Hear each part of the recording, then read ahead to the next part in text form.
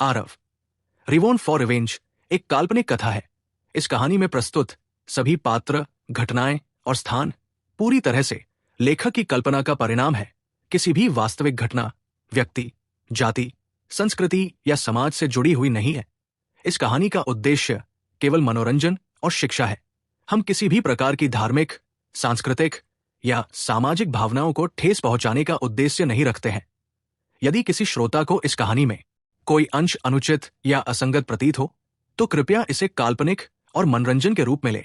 इस कहानी का श्रेय पूरी तरह से लेखक को जाता है। कहानी प्रस्तुति में हमारा एक भी श्रेय नहीं है, हम बस कहानी को आवाज देते हैं। अब आगे 10,000 फीट के दायरे में यह सब गिरिधर का जल क्षेत्र था। खासकर एल्डर तूफान और अनाया दोनों की आंखें लगभग बाहर निकल आई। इतना शक्तिशाली दिव्य राजा क्षेत्र उनके जीवन काल में शायद ही कभी देखा गया था।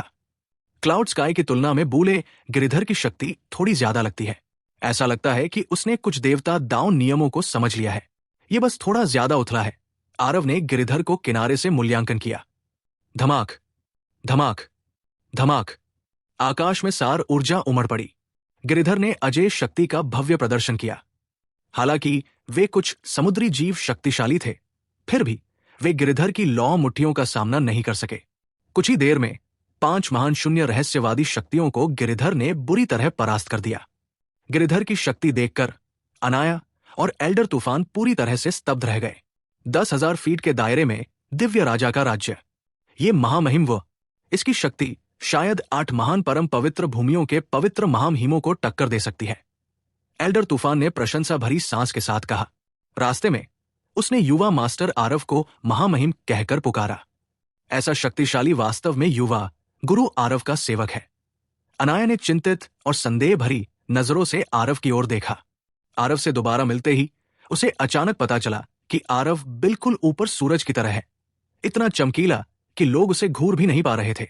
इस तरह की असमानता ने अनाया को बहुत हीन महसूस कराया। ये अन्याय है। नीच इंसानों, जमीन पर लड़ रहे हो, हम नुकसान में हैं। अगर तुम्हें क्षमता है तो मेरे साथ पानी में जाकर लड़ो। शार्क वन भौंका। खड़खड़ाहट। शार्क वन की आवाज अभी धीमी भी नहीं हुई थी कि तलवार की एक भयानक रोशनी उसके कान के पास से गुजरी। वाह, मुझे तो मौत के घाट उतार दिया। शार्क वन इस तलवार से डर के मारे अचंभित हो गया और अजीब तरह से चिल्लाया। आरव का चेहरा थोड़ा उतर गया और वो आगे बढ़ा। इस युवा स्वामी के लिए सब अपना मुंह बंद करो, वरना मैं सबको मार डालूंगा। आरव की इस तलवार से वे समुद्री लोग चौंक गए। सभी सर्दियों में सिकाड़ा की तरह चुप हो गए। यहां तक कि बातूनी शार्क वन भी समझदारी से इस समय चुप रहा। उस तलवार की निवारक शक्ति अभी अभी गिरिधर के दिव्य राजा क्षेत्र से भी ज्यादा भयानक थी, क्योंकि वे सभी जानते थे कि अगर आरव सचमुच लोगों को मारना चाहता तो शार्क वन अभी अभी मर चुका होता। अब मैं कुछ पूछता हूं, तुम जवाब दो। अगर मुझे पता चला कि तुम झूठ बोल रहे हो तो बिना किसी दया के मार डालूंगा। आरव ने बहुत गंभीर भाव से कहा। शार्क वन का वह मछली जैसा चेहरा इस समय घबराहट और भय से बेतरतीब ढंग से टिमटिमा रहा था। उसे आखिरकार एहसास हुआ कि उसने आज एक धातु की प्लेट पर लात मारी थी। ये कुछ समुद्री जीव भी बेकाबू होकर दौड़ने के आदी थे। आमतौर पर जब वे समुद्री क्षेत्र में इंसानों से टकराते थे तो उनकी मूल नीति होती थी कि सबको जला दो, सबको मार डालो, सबको लूट लो, और इंसानों को निकलने का रास्ता भी नहीं देते थे। समय के साथ उन्हें लगा कि इंसानों को धमकाना आसान है, इसलिए जैसे ही उन्होंने देखा कि यहां लोगों का एक समूह है, विशेषकर ये कि समूह की ताकत कमजोर है, वे सीधे उस पर टूट पड़े। कौन सोच सकता था कि इन चंद लोगों की ताकतें वाकई इतनी जबरदस्त थी। हाँ हाँ हाँ, मां महिम, पूछिए। शार्क वन झूठ बोलने की हिम्मत तो बिल्कुल नहीं करेगा, शार्क वन ने जल्दी से कहा। आरव ने उस पर एक नजर डाली और ठंडे स्वर में कहा, क्या तुम लोग 9 फीनिक्स द्वीप जा रहे हो? शार्क वन आरव के आभा मंडल से डर गया और झूठ बोलने की हिम्मत न जुटा पाया। जल्दी से बोला, हाँ महामहिम, हम 9 फीनिक्स द्वीप जा रहे थे। आप लोग अक्सर 9 फीनिक्स द्वीप जाते हैं? आरव ने भौहें चढ़ाकर पूछा। हाँ, हर 3 महीने में 9 फीनिक्स द्वीप में दूर दूर तक बड़े पैमाने पर व्यापार होता है। हमारे समुद्री लोगों के पास संसाधनों की कमी है, इसलिए हम अक्सर व्यापार मेले में भाग लेने के लिए यहां आते रहेंगे, शार्क वन ने कहा। इस खबर ने सबको चौंका दिया। किंवदंतियों में मौत का जाल कहे जाने वाले नाइन फीनिक्स द्वीप पर असल में एक बड़े पैमाने का व्यापार मेला लगता था। सभी लोग सोचते थे कि नाइन फीनिक्स द्वीप एक निर्जन द्वीप है। किसी को भी उम्मीद नहीं थी कि इस जगह पर लोग रहते होंगे। दरअसल ऐसा लग रहा था कि सिर्फ कुछ ही लोग नहीं थे। इस व्यापार मेले का आयोजन किसने किया था? आरव ने भौहें चढ़ाकर पूछा, लेकिन शार्क वन ने अपना सिर हिलाया और कहा, मुझे इस बारे में ज्यादा यकीन नहीं है। मैंने सिर्फ इतना सुना है कि उसे हेवनस्पैन द्वीप मास्टर कहा जाता है। बाकी लोगों के बारे में मुझे कुछ नहीं पता। हेवनस्पैन द्वीप मास्टर? क्या आप सबने इस नाम के बारे में पहले कभी सुना है? आरव ने पहले कभी इस नाम के बारे में नहीं सुना था और वो दूसरों से पूछे बिना नहीं रह सका। पीछे बाकी लोगों के चेहरे भी भावशून्य थे। जाहिर है उन सबने पहले कभी नहीं सुना था, लेकिन यह साफ था कि यह हेवनस्पैन द्वीप मास्टर बहुत शक्तिशाली व्यक्ति था। वरना समुद्री लोगों की जिद और बेकाबूपन के साथ इस तरह के व्यापार मेले का आयोजन क्या तहस नहस नहीं कर देगा? मुझे विस्तार से बताओ कि तुम व्यापार मेले की स्थिति के बारे में क्या जानते हो? आरव ने गंभीरता से कहा। शार्क वन ने बिना कोई विवरण छोड़े व्यापार मेले की स्थिति के बारे में बताने में देर नहीं लगाई। पता चला कि यह व्यापार मेला वास्तव में 1000 साल से आयोजित हो रहा है। इस व्यापार मेले में भाग लेने आने वालों के पास क्लियर आइड टोकन होना चाहिए, अन्यथा वे द्वीप के बाहर कोहरे की दीवार में खो जाएंगे। इस कोहरे की दीवार में न केवल घातक जहर था, बल्कि अत्यंत शक्तिशाली अग्नि आत्माएं भी थी। एक बार सामना होने पर वोल्ड मिस्टिक पावर हाउस भी जलकर राख हो जाएंगे। और इस व्यापार मेले में भाग लेने वाले केवल समुद्री लोग ही नहीं थे, बल्कि कई इंसान भी थे, यहां तक कि राक्षस जाति के पावर हाउस भी। बस इतना था कि व्यापार मेले में भाग लेने आने वाले ज्यादातर घुमक्कड़ और ताकतवर लोग थे। संप्रदायों के विशेषज्ञ बेहद बेहद कम थे। इसके अलावा क्लियर आई टोकन रखने वाले लोग भी एक निश्चित समूह थे। इसलिए इन 1000 सालों में व्यापार मेले में भाग लेने आने वाले ज्यादातर लोग स्थिर थे। बस कुछ मामूली बदलाव हुए। यहां तक सुनकर आरव को यह समझ में आया कि बाहरी दुनिया को नाइन फीनिक्स द्वीप के बारे में इतनी कम जानकारी क्यों थी। यह एक अपेक्षाकृत बंद विनिमय मंडल था। बाहरी लोगों का अंदर आना मूलतः बहुत मुश्किल था। नाइन फीनिक्स द्वीप में प्रवेश करने के लिए किसी अंदरूनी व्यक्ति की सिफारिश और क्लियर आई टोकन प्राप्त करना जरूरी है। इसके अलावा नाइन फीनिक्स द्वीप में प्रवेश करने में सक्षम लोगों में से सबसे निचले स्तर के लोगों को भी दिव्य राजा क्षेत्र के शक्तिशाली लोगों की आवश्यकता थी। सामान्य लोगों को समुद्री क्षेत्र के इस क्षेत्र में पहुंचने से पहले ही समुद्री लोगों द्वारा मार दिया जाता था। यह स्वीकार करना होगा कि यह नाइन फीनिक्स द्वीप बहुत गहराई में छिपा हुआ था और वो स्वर्ग द्वीप स्वामी एक रहस्यमय और समझ से परे व्यक्ति था। 20 साल से भी पहले नीलकमल कथरी नाम की एक व्यक्ति यहां आया था, जिसकी मुख गठन कुछ हद तक उसकी तरह दिखती थी और जिसने पहले भी 9 फीनिक्स द्वीप में प्रवेश किया था। क्या तुम्हें कोई आभास है? आरव ने अचानक अपना मुंह खोला और पूछा। नीलकमल कथरी और अनन्या के रूपरंग में कुछ समानताएं थी। अगर शार्क वन ने पहले देखा था तो उसे कुछ आभास तो होगा ही। आरव का प्रश्न सुनकर अनन्या भी घबराई हुई नजरों से शार्क वन की ओर मुड़ी, उम्मीद कर रही थी कि उसके मुंह से कुछ उपयोगी जानकारी निकल आएगी। बस इतना ही था कि शार्क वन उसे जरूर निराश करेगी। शार्क वन ने अपना सिर हिलाते हुए कहा, पिछले कुछ सालों में मैंने जितने भी मानव दिव्य राजा देखे हैं, उनकी संख्या भी कम से कम 1000 है। ये शार्क वन को कैसे याद होगा? आरव ने सोचा और फिर पूछा, तो क्या लगभग 20 साल पहले नाइन फीनिक्स द्वीप पर किसी ने सिल्वर मून हेवनली टी के बारे में पूछताछ की थी? शार्क वन ने सोचा और कहा, सिल्वर मून हेवनली टी 20 साल पहले, यह सचमुच पहले दिखाई दी थी। बस उस समय इस तरह के खजाने के लिए इसके लिए होड़ लगाने वाले लोग बहुत ज्यादा थे। आखिरकार इसे एक रहस्यमयी मानव शक्ति ने हासिल कर लिया। जब आरव ने यह सुना तो उसकी आंखें चमक उठीं। उसने फिर पूछा, वो मानव शक्ति कैसी दिखती थी?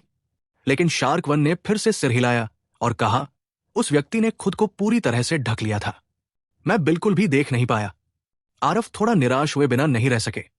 बहुत संभव था कि वो मानव शक्ति नीलकमल कोठारी ही हो। लेकिन आखिरकार वो कहा गया, ठीक है, आगे बढ़ो नाइन फीनिक्स द्वीप की ओर। आरव ने कहा, जो पूछा जाना चाहिए था वो पूरी तरह से पूछा जा चुका था। आरव स्वाभाविक रूप से ज्यादा देर तक सोचने के लिए नहीं रुके। उन्हें यह भी नहीं लगा कि नाइन फीनिक्स द्वीप, जहां बहुत कम लोग आते जाते हैं, वास्तव में एक और दुनिया है। शार्क वन के मार्ग प्रशस्त करने के साथ समूह अतुलनीय रूप से सुचारू रूप से यात्रा कर रहा था। 5 दिन बाद इस समूह ने अंततः असीम समुद्र को अलविदा कहा और आगे कोहरे का एक विस्तार देखा। महामहिम, आगे 9 फीनिक्स द्वीप है, शार्क वन ने कमजोरी से कहा। आरव ने देखा, आगे चाक जैसी सफेदी का एक विस्तार था। कोई भी स्पष्ट रूप से नहीं देख पा रहा था कि अंदर क्या है। बस कभी कभी कुछ पीली लपटें निकल रही थी, एक भयावह आभा के साथ फूट रही थी, लोगों के दिलों में दहशत पैदा कर रही थी। महामहिम, हमारे पास केवल 2 क्लियर आई टोकन है, शार्क वन ने डरते हुए कहा। शार्क वन के हास्यपूर्ण भाव देखकर आरव को गुदगुदी हुई। शार्क वन बहुत चतुर था। उसने देखा कि आरव 9 फिनिक्स द्वीप के मामलों से बिल्कुल अनभिज्ञ था और जानता था कि आरव के पास निश्चित रूप से क्लियर आई टोकन नहीं थे। 9 फिनिक्स द्वीप पहुंचकर वो आरव द्वारा उनके टोकन छीन लिए जाने से बहुत डर गया। एक टोकन से केवल एक व्यक्ति ही अंदर जा सकता था, बाकी लोगों को द्वीप के बाहर इंतजार करना पड़ता। अगर आरव उनके 2 टोकन छीन लेता तो शार्क वन की यात्रा व्यर्थ मानी जाती। मैंने कब कहा कि मैं तुम्हारे टोकन छीन लूंगा?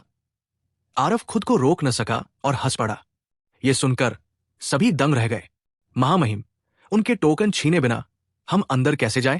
वे अग्नि आत्माएं बहुत शक्तिशाली लगती है। इसके अलावा यह कोहरा अवरोध गुप्त रूप से व्यू संरचनाओं को घेरे हुए प्रतीत होता है। इसे पार करना आसान नहीं है। गिरिधर ने कहा। हाँ, युवा गुरु दक्षराज, शार्क वन ने पहले ही कह दिया है। इतने सालों में बिना टोकन के अंदर जाने वाला कोई नहीं आया। एल्डर तूफान ने भी कहा। अनाया की सुंदर आंखें घूम गई, लेकिन वो कुछ नहीं बोली। लेकिन उसकी आंखों में उलझन भरी नजर भी उतनी ही गहरी थी। यह सुनकर आरव मुस्कुराया और बोला, उनके पास सिर्फ 2 टोकन है। अगर हम इसे छीन भी ले तो भी हम इसे सिर्फ 2 ही अंदर जा सकते हैं। फिर कौन अंदर जा रहा है? आरव की बातें सुनकर सभी दंग रह गए। हालांकि शार्क वन बहुत खुश हुआ और बोला, महामहिम, आप सचमुच हमारे टोकन नहीं छीनेंगे? आरव ने उसे सीधे एक लात मारी और गुस्से से कहा, अंदर भाग जाओ। लंबी बातें करते रहो, तुम्हारे टोकन इस युवा गुरु के हो जाएंगे। शार्क एक डर के मारे उछल पड़ा और जल्दी से लुढ़कता हुआ और शार्क 2 के साथ रेंगता हुआ धुंध की दीवार के अंदर घुस गया। महामहिम, इस गिरिधर ने घबराहट में पूछा। आरव ने शांत भाव से कहा, तुम सब बस मेरे पीछे चलो, बस इतना ही काफी है। एक साधारण कोहरे का अवरोध इस युवा गुरु को कैसे रोक सकता है? बात खत्म होते ही आरव की आंखों में एक चमक सी छा गई। वो कोहरे का अवरोध तुरंत खुल गया और साफ हो गया। सन मून पुतली दुनिया की असंख्य चीजों के आर पार देख सकती थी। एक साधारण कोहरे का अवरोध स्वाभाविक रूप से आरव को रोक नहीं सकता था। जैसे ही सन मून दिव्य पुतली खुली, वो साफ दिखाई देने लगी। आरव कोहरे के अवरोध के अंदर इधर उधर घूमने लगा, मानो किसी आंगन में आलस्य से टहल रहा हो। अचानक एक भयानक अग्नि आत्मा अचानक बाहर निकली और सीधे सब पर टूट पड़ी। लोगों के हाव भाव एकदम बदल गए। ऐसा लग रहा था जैसे उनका पूरा व्यक्तित्व पिघल जाएगा। आरव ठंडे स्वर में चिल्लाया, फियरी।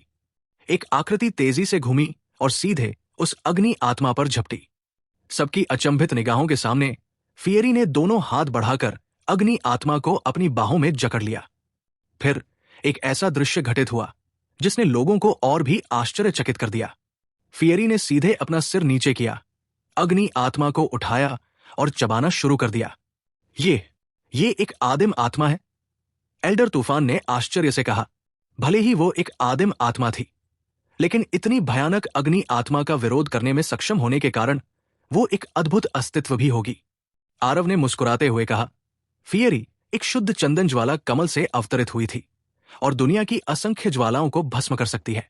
ये अग्नि आत्माएं फियरी के लिए एक बेहतरीन टॉनिक है। शुद्ध चंदन ज्वाला कमल? एल्डर तूफान जोर से निगलने से खुद को नहीं रोक सका। उसकी आंखों में सदमे का भाव भर आया। एक आदिम आत्मा जो एक शुद्ध चंदन ज्वाला कमल द्वारा रूपांतरित हो गई थी। 10 लाख वर्षों में एक बार भी मिलना मुश्किल था।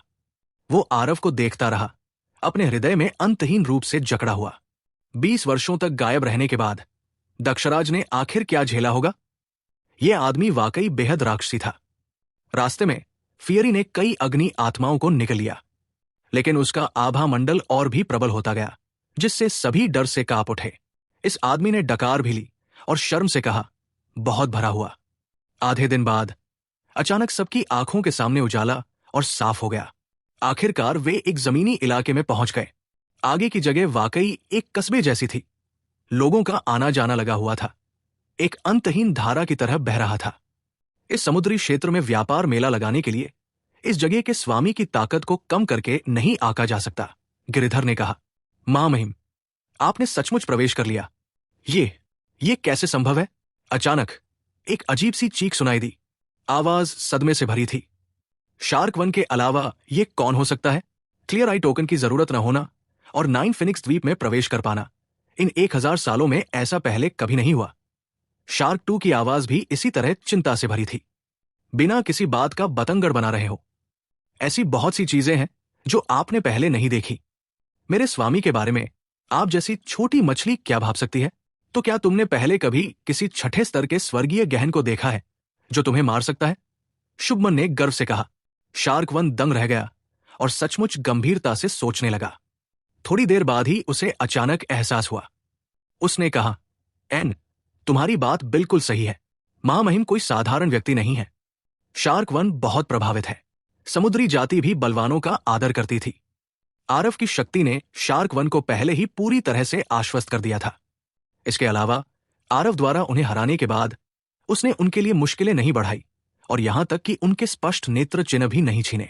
शार्क वन, जिसके विचार सरल थे, आरव के प्रति सचमुच कृतज्ञ था। लेकिन इस तरफ के शोरगुल ने शहर के कई लोगों को चौंका दिया। उनमें से हर एक ने चारों ओर घेरा बना लिया, मानो उन्हें अनमोल खजाना मिल गया हो, और आरव और बाकियों को नापजोक कर देख रहे थे। बिल्कुल नहीं, है ना? उनके पास क्लियर आई टोकन नहीं है और फिर भी वे 9 फिनिक्स द्वीप में घुसने में कामयाब हो जाते हैं। सचमुच ये अकल्पनीय है। हाँ, 9 फिनिक्स द्वीप 1000 साल से भी ज्यादा समय से चल रहा है। मैंने पहले कभी किसी के सीधे अंदर घुसने की क्षमता के बारे में नहीं सुना। इन लोगों के पास शायद कोई अनमोल खजाना है ना? वरना द्वीप पर मौजूद अग्नि आत्माएं ही उन्हें खत्म करने के लिए काफी है। जैसे ही अनमोल खजाना ये 2 शब्द बोले गए, कई लोगों की निगाहों में लालच की झलक दिखाई दी। 9 फिनिक्स द्वीप में प्रवेश करने के लिए ज्यादातर लोग कमजोर नहीं थे। उनमें कुछ बेहद आत्मविश्वासी शून्य रहस्यवादी शक्तियों की कमी नहीं थी। एक अनमोल खजाना जो कोहरे की बाधा और अग्नि आत्माओं से बच सकता था, वे कैसे नहीं हिल सकते थे? शार्क वन की मछली जैसी आंखें झपक गई और वो मन ही मन हंसा। इन लोगों को पता नहीं था कि उनके सामने ये स्वामी कितना भयानक था। निश्चित रूप से आरव ने शांत स्वर में कहा, बूढ़े गिरिधर। हाँ, मेरे महामहिम। गिरिधर ने आदेश प्राप्त किया और एक पागल चीख निकालने के लिए अपना मुंह खोला। हिंसकसार ऊर्जा तुरंत पूरे द्वीप में फैल गई। सभी के हाव भाव अचानक बदल गए। सभी झिझक और चिड़चिड़े हो गए। ये ड्रैगन की चीख है। ये ड्रैगन जाति के सदस्य हैं। इस ड्रैगन में कितनी जबरदस्त ताकत है। जो हमारा काम नहीं है उसमें हमारी नाक न घुसेड़े। स्वाभाविक रूप से द्वीप के स्वामी तो होंगे ही, जिन्हें उन्हें संभालना होगा। हमें चले जाना चाहिए। गिरिधर की ताकत देख रहे इन चंद लोगों की नजरें लालची कैसे हो सकती हैं? सब पीछे हट गए। अरे, ये तो अपनी क्षमता से ज्यादा आंकने वाले लोग हैं। महामहिम पर दुष्ट इरादे रखने की हिम्मत कैसे हुई? शार्क वन ने कहा। वो चापलूसी करने और कृपा करने की कोशिश कर रहा था, खुद को खुशामद कर रहा था। आरव ने उसे एक नजर देखा और पाया कि ये आदमी भी उतना पवित्र नहीं लग रहा था जितना उसने सोचा था। ऐसा लग रहा था कि वो बस थोड़ा सा भोला भाला है। शार्क वन, हम इस 9 फिनिक्स द्वीप पर पहली बार आ रहे हैं। हमें भी घुमाने ले चलो, आरव ने कहा। शार्क वन ने जल्दी से कहा, ठीक है। महामहिम को 9 फिनिक्स द्वीप घुमाने ले जाना शार्क वन का सम्मान है, लेकिन बेहतर होगा कि हम थोड़ी देर रुके। आरव दंग रह गया और बोला, क्यों? महामहिम बिना क्लियर आई टोकन इस्तेमाल किए 9 फिनिक्स द्वीप में प्रवेश कर गए। कुछ द्वीप स्वामी जरूर, वे बेकार बैठकर उदासीन नहीं रहेंगे। अगर मैंने गलत अनुमान नहीं लगाया तो वे पहले ही आ रहे हैं, शार्क वन ने कहा। और हां, शार्क वन की आवाज अभी धीमी भी नहीं हुई थी कि 3 आकृतियां धीरे धीरे वहां से गुजरी। बीच में चल रहा अधेड़ उम्र का आदमी पास आया, गिरिधर को सलाम किया और कहा, हे ड्रैगन जाति के भाई, मुझे आश्चर्य है कि मेरे 9 फिनिक्स अलायंस में आने का तुम्हें क्या काम है? गिरिधर की उस दहाड़ में अद्भुत शक्ति थी। इन चंद लोगों ने भी स्वाभाविक रूप से उसे पहचान लिया, वरना वे इतने विनम्र बिल्कुल नहीं होते। बात बस इतनी थी कि उन्होंने गलती से गिरिधर को इस कंपनी का नेता समझ लिया था। महामहिम, हम यहां किस लिए हैं? गिरिधर ने भावशून्य भाव से आरव से पूछा। क्या महामहिम? बीच में बैठे व्यक्ति ने अजीब तरह से आरव को देखा। लेकिन वो कैसा भी दिखता हो, आरव भी एक साधारण छठे स्तर का स्वर्गीय गहन क्षेत्र ही था। आरव ने भी इस पर कोई ध्यान नहीं दिया और शांत भाव से कहा, मैं आरव हूं। ये कुछ लोग मेरे अनुयायी हैं। मैंने सुना है कि नाइन फिनिक्स द्वीप में ऐसी अच्छी चीजें हैं जो बाहरी दुनिया में नहीं है, लेकिन हमारे पास क्लियर आई टोकन नहीं थी, इसलिए हम मनमाने ढंग से ही अंदर घुस सकते हैं। अगर कोई असुविधाजनक क्षेत्र हो तो कृपया क्षमा करने की उदारता दिखाएं। इस समय शार्क वन आरव के पास गया और बोला, बीच में जो है वो द्वीप का दूसरे स्वामी है, रवि। दाई ओर जो है वो द्वीप का तीसरे स्वामी है, डुबी। बाई ओर जो है वो द्वीप का चौथे स्वामी है, चबी। रवि स्वाभाविक रूप से शार्क वन को जानता था। जब उसने आरव के प्रति शार्क वन का रवैया देखा तो वो अपने दिल में बहुत हैरान हुए बिना नहीं रह सका। शार्क वन व्यापार मेले का नियमित ग्राहक था। उसके चरित्र और ताकत के बारे में रवि को अब भी बहुत स्पष्ट था, लेकिन यह गर्वित शार्क वन वास्तव में आरव के प्रति कितना सम्मानपूर्ण था। रवि ने तुरंत ही आरव को नीचा देखने की हिम्मत नहीं की और मुठ्ठियां भींचते हुए कहा, हाँ 80, ऐसा ही है। हमारा नाइन फिनिक्स द्वीप सबसे मेहमान नवाज है। चूंकि छोटा भाई आरव देखना चाहता है तो बस द्वीप पर घूम ही लो। शार्क वन, तुम नाइन फिनिक्स द्वीप के नियमित ग्राहक हो। मुझे तुम्हें छोटे भाई ये को और घुमाने के लिए लाने के लिए परेशान करना पड़ेगा, लेकिन द्वीप के नियम तुम भी जानते हो। जिन जगहों पर तुम्हें नहीं जाना चाहिए वहां तुम्हें बिल्कुल नहीं जाना चाहिए। पीछे मुड़कर रवि ने शार्क वन को चेतावनी भरी नजरों से देखा। जाहिर है ये शब्द दरअसल आरव को सुनाने के लिए कहे गए थे। हालांकि रवि ने आरव और उसके समूह को नाराज नहीं किया, लेकिन ऐसा लग रहा था कि रवि उनसे डरता भी नहीं था। तीनों द्वीप स्वामी विदा लेकर चले गए। गिरिधर ने दुखी होकर कहा, ये तीनों कितने घमंडी हैं। महामहिम, इनसे इतनी बकवास किस लिए? सीधे पकड़ लो और पूछताछ करो। आरव ने उसकी तरफ आंखें घुमाई और कहा, उन चंद लोगों को नीचा मत समझो। रवि की ताकत शायद तुमसे कम नहीं है। उसका असली शरीर समुद्री जाति के काले शार्क का है। मुझे उम्मीद नहीं थी कि समुद्री जाति में अब भी इतनी ताकत है। गिरिधर का चेहरा उदास हो गया और उसने कहा, बिल्कुल नहीं, है ना? वो आदमी इतना ताकतवर था? क्या ऐसा हो सकता है कि 20,000 साल बीत गए, ये दुनिया बदल गई? दरअसल इस दौरान गिरिधर की हार का एहसास अभी भी बहुत गहरा था। वो उस जमाने की ड्रैगन जाति का सबसे ताकतवर था, लेकिन अगर उसे वर्तमान में रखा जाए तो लोगों का एक बड़ा समूह आकर उसे पीट सकता है। यह दूसरा द्वीप स्वामी जो पता नहीं कहां से प्रकट हुआ, उसकी ताकत वास्तव में उससे कम नहीं थी। उम्मीदों और हकीकत के बीच इस तरह के विरोधाभास ने उसे गंभीरता से स्वीकार करने में असमर्थ बना दिया। लेकिन आरव के शब्दों पर वो अभी भी पूरी तरह आश्वस्त था। वो उसे हतोत्साहित करने के लिए कोई बकवास नहीं करेगा। मुझे उसमें देवदाओं नियमों की एक हल्की सी शक्ति का आभास हो रहा है, भले ही वो थोड़ी सी ही क्यों न हो। वो पहले से ही सामान्य शून्य रहस्यवादी शक्तियों से बढ़कर है। इसके अलावा उनके पीछे एक रहस्यमय और समझ से परे गुरु भी है। इसलिए बेहतर होगा कि हम ज्यादा चुप रहें, आरव ने शांत भाव से कहा। आरव का हृदय क्षेत्र पूर्णता के महान चक्र तक पहुंच गया था। वो आसपास की हर चीज के प्रति बहुत संवेदनशील था। इस रवि के शरीर से निकलने वाली आभा वास्तव में देवदाओं नियमों की आभा थी। इसके साथ ही गिरिधर का क्रोध शांत हो गया। महामहिम, तो अब हमें क्या करना चाहिए? गिरिधर ने पूछा। पहले चारों ओर देख लो, आरव ने कहा। दूसरे भाई, क्या ऐसा हो सकता है कि हम उस बदमाश को यूं ही जाने दे रहे हैं? वो कोहरे की दीवार और अग्नि आत्माओं से बच सकता है। उसके पास जरूर अनमोल खजाने हैं। तीसरे द्वीप स्वामी दुबी ने कहा। हां दूसरे भाई, उनमें से कुछ ही। सिर्फ उस ड्रैगन जाति के आदमी के पास कुछ शक्ति है, लेकिन दूसरे भाई, तुम्हारा उससे निपटना ही काफी होना चाहिए। बाकी तीसरा भाई और मैं, उन्हें हराने के लिए काफी है। चूंकि वे 9 फिनिक्स द्वीप में घुस आए हैं, इसलिए अगर हम उन्हें मार भी दें तो भी कोई हमारी पीठ पीछे उन्हें लेने की हिम्मत नहीं करेगा। चौथे द्वीप स्वामी चबी ने कहा। ये तीनों द्वीप स्वामी दरअसल आरव पर मौजूद उस काल्पनिक अनमोल खजाने को लालच भरी नजरों से देख रहे थे और आरव के दल को मारने की बात कर रहे थे। रवि ने एक पल सोचा, अपना सिर हिलाया और कहा, वो युवक सीधा सादा नहीं है। रवि ने बिना किसी परवाह के कहा, क्या वो सिर्फ छठे स्तर का स्वर्गीय गहन क्षेत्र में नहीं है? इसमें क्या आसान नहीं है? क्या ऐसा हो सकता है कि छठे स्तर का स्वर्गीय गहन अभी भी स्वर्ग को उलट सकता है? रवि ने कहा, क्या तुमने शार्क वन का आरव के प्रति रवैया नहीं देखा? शार्क वन की ताकत लगभग तुम्हारे बराबर है। लेकिन शार्क वन उस युवक से बहुत डरता था। वे एक के बाद एक घुस आए। मेरे विचार से शार्क वन ने निश्चित रूप से बाहर उन लोगों के समूह के साथ पहले ही मुक्का मार लिया होगा। तो क्या हुआ अगर मुक्का मार लिया? उनके पास एक शिखर शून्य रहस्यवादी शक्ति है। क्या हारना बहुत सामान्य बात नहीं है? चबी ने तिरस्कारपूर्वक कहा। अरे, अगर ऐसा होता तो मुझे किस बात का डर होता? शार्क वन बहुत सीधा साधा है, पर बेवकूफ नहीं। आरव के प्रति उसका रवैया पूरी तरह से उसके दिल की गहराइयों से है। अगर उस ड्रैगन ने उसे वश में कर लिया होता तो वो आरव के प्रति ऐसा बिल्कुल नहीं होता। इसलिए वो शायद उस युवक का पराजित शत्रु हो सकता है। रवि ने विश्लेषण किया। हिस। डबी और चबी ने एक साथ ठंडी सांस ली।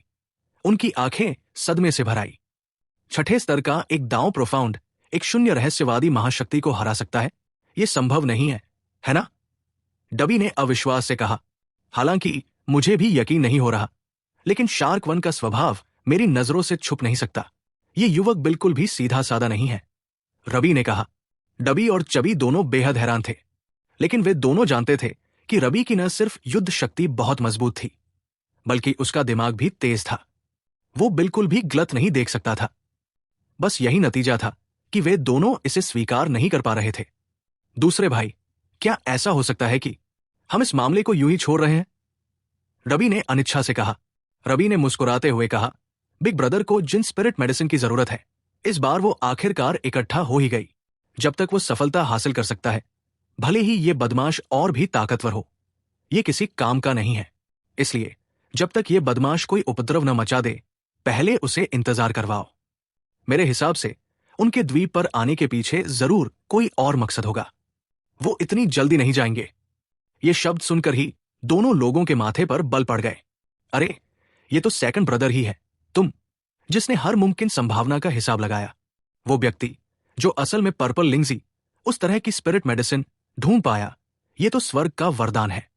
डबी ने जोर से हंसते हुए कहा। भले ही वो आरव ही क्यों न हो, वो भी द्वीप पर मौजूद खजानों की चकाचौंध भरी श्रृंखला देखकर दंग रह गया।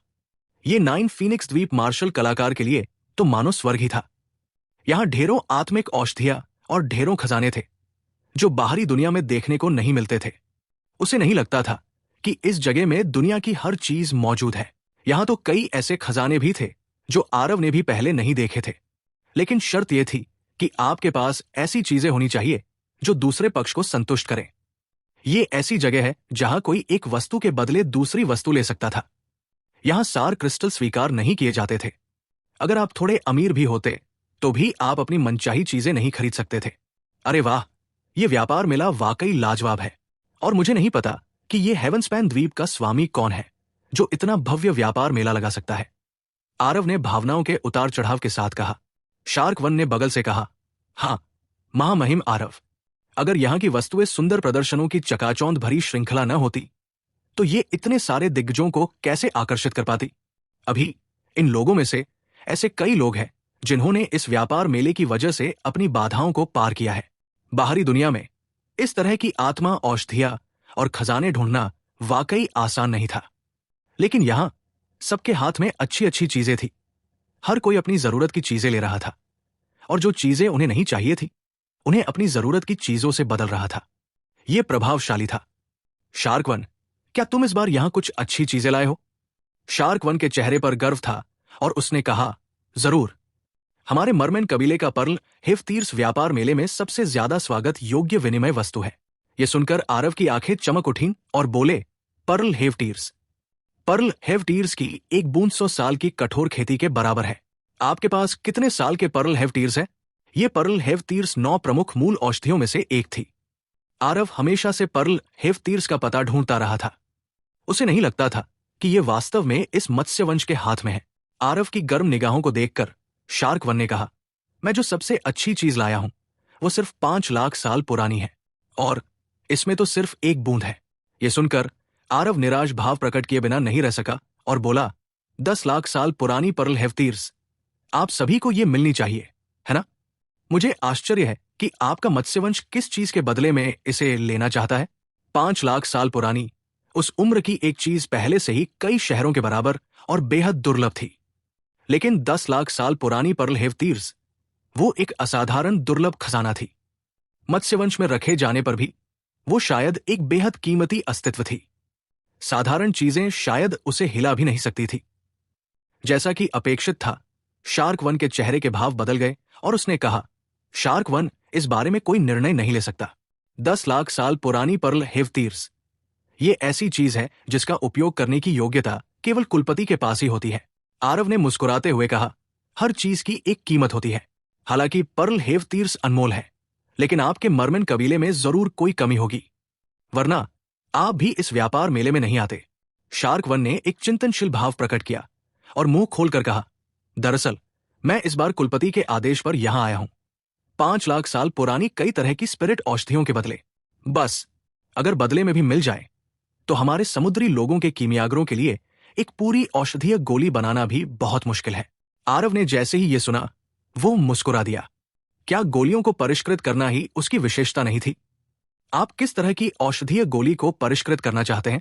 आरव की उत्सुकता भरी नजर देखकर शार्क वन ने आश्चर्य से कहा, महाराज, आप कीमिया भी जानते हैं? क्या मजाक है। अगर महामहिम कीमिया नहीं जानते तो इस दिव्य क्षेत्र में और कौन जानता, उसने व्यंग्यात्मक लहजे में कहा। शार्क वन ने शुभमन के उपहास पर ध्यान नहीं दिया, लेकिन उसने एक बार फिर ध्यान से आरव को परखा। जाहिर है उसे इस पर पूरा विश्वास नहीं हुआ। आरव की मार्शल दांव प्रतिभा बहुत ऊंची थी। इतनी कम उम्र में इतनी उपलब्धियां हासिल करने के लिए, भले ही वो और भी विलक्षण क्यों न हो, उसे कड़ी मेहनत से साधना करने की भी जरूरत थी।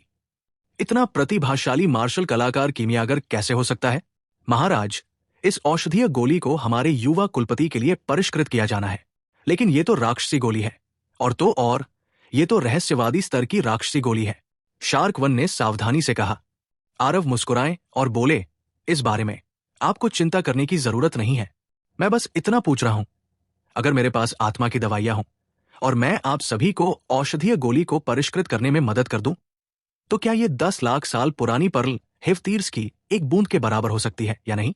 ये अगर महामहिम इसे सचमुच परिष्कृत कर सकते हैं तो मुझे लगता है कि कुलपिता को सहमत होना चाहिए। शार्क वन ने कुछ देर सोचा और कहा।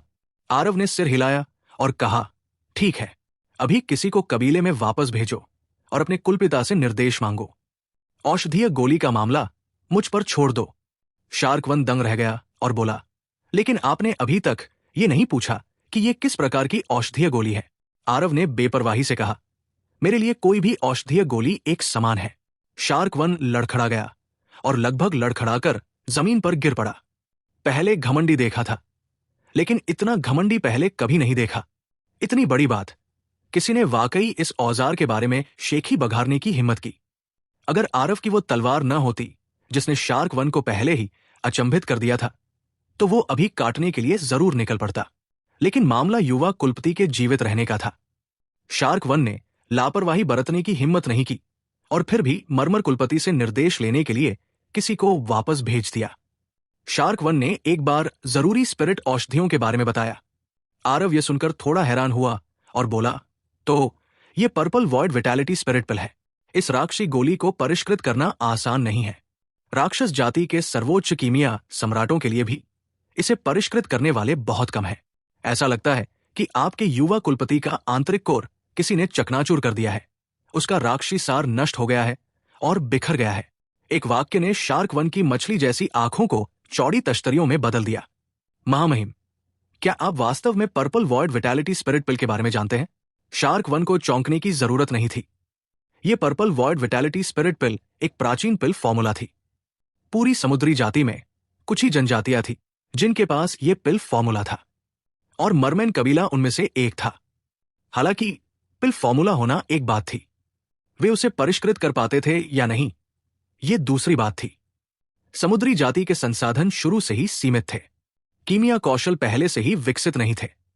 उसे परिष्कृत करना स्वर्ग में चढ़ने जितना ही कठिन था। आत्मिक औषधियों के बदले शार्क वन की यहां की यात्रा भी एक निराशाजनक स्थिति को ठीक करने के लिए आखिरी कोशिश करने और समुद्री जाति के कीमियागरों को ढूंढने के लिए वापस लौटने की मानसिकता को पोषित कर रही थी। उसे नहीं लगा कि आरव ने वाकई सही निशाना साधा है। हालांकि आरव के अगले वाक्य ने उसे सीधे तौर पर तोड़ दिया। जानना एक बात है, लेकिन इस युवा गुरु ने इसे पहले सिर्फ किताबों और अभिलेखों में ही देखा था। हालांकि कोई विशिष्ट गोली का सूत्र नहीं था। इस युवा गुरु ने भी इसे पहले कभी परिष्कृत नहीं किया है, आरव ने कंधे उचकाते हुए कहा। उस प्राचीन अभिलेख में इस दानव गोली का केवल परिचय था, लेकिन परिष्कृत करने के तरीके के बारे में विस्तार से नहीं बताया गया था। अगर यह उसके पिछले जन्म में होता तो आरव ये गारंटी देने की हिम्मत नहीं करता कि वो निश्चित रूप से इसे परिष्कृत कर सकता है। लेकिन अब मेडिसिन गॉड सोल कैनन के प्रति आरव की समझ हर गुजरते दिन के साथ गहरी होती जा रही थी। उसकी कीमिया दाव शक्ति का उल्लेख उसके पिछले जन्म के समान ही नहीं किया जा सकता था। आरव के अत्यंत ठोस औषधीय सिद्धांत मानकों के साथ आरव को इसे परिष्कृत करने में सक्षम होने का पूर्ण विश्वास था। शार्क वन का वो कड़वा मछली जैसा चेहरा देखकर आरव मुस्कुराया और बोला, निश्चिंत रहो, ये युवा गुरु जो कार्रवाई कर रहा है तुम्हारी समुद्री जाति के कीमियागरों से कहीं ज्यादा शक्तिशाली है। मुझे लगता है कि इस व्यापार मेले में औषधीय गोलियों की बहुत ज्यादा मांग होगी। थोड़ी देर में तुम बस मेरे पीछे चलो, यही काफी है। आरव के उसके पास से गुजरने के बाद ही शार्क वन ने देखा कि बाकी लोग उसे ऐसी नजरों से देख रहे थे जैसे वे किसी मूर्ख को देख रहे हों। शुभमन उसके पास से गुजरा, उसके मछली जैसे सिर पर हाथ फेरा और आप भरते हुए बोला, मूर्ख, कोई भी महामहिम को गोलियों को परिष्कृत करने के लिए नहीं बुला सकता। गिरिधर भी उसके पास से गुजरे और डांटते हुए बोले, मूर्ख, महामहिम की शक्ति पर शक करना। एल्डर तूफान ने उसकी तरफ देखा और सहानुभूतिपूर्वक कहा, युवा भाई, तुम्हारी नजर बहुत कमजोर है। अनाया बाकियों से कहीं बेहतर थी।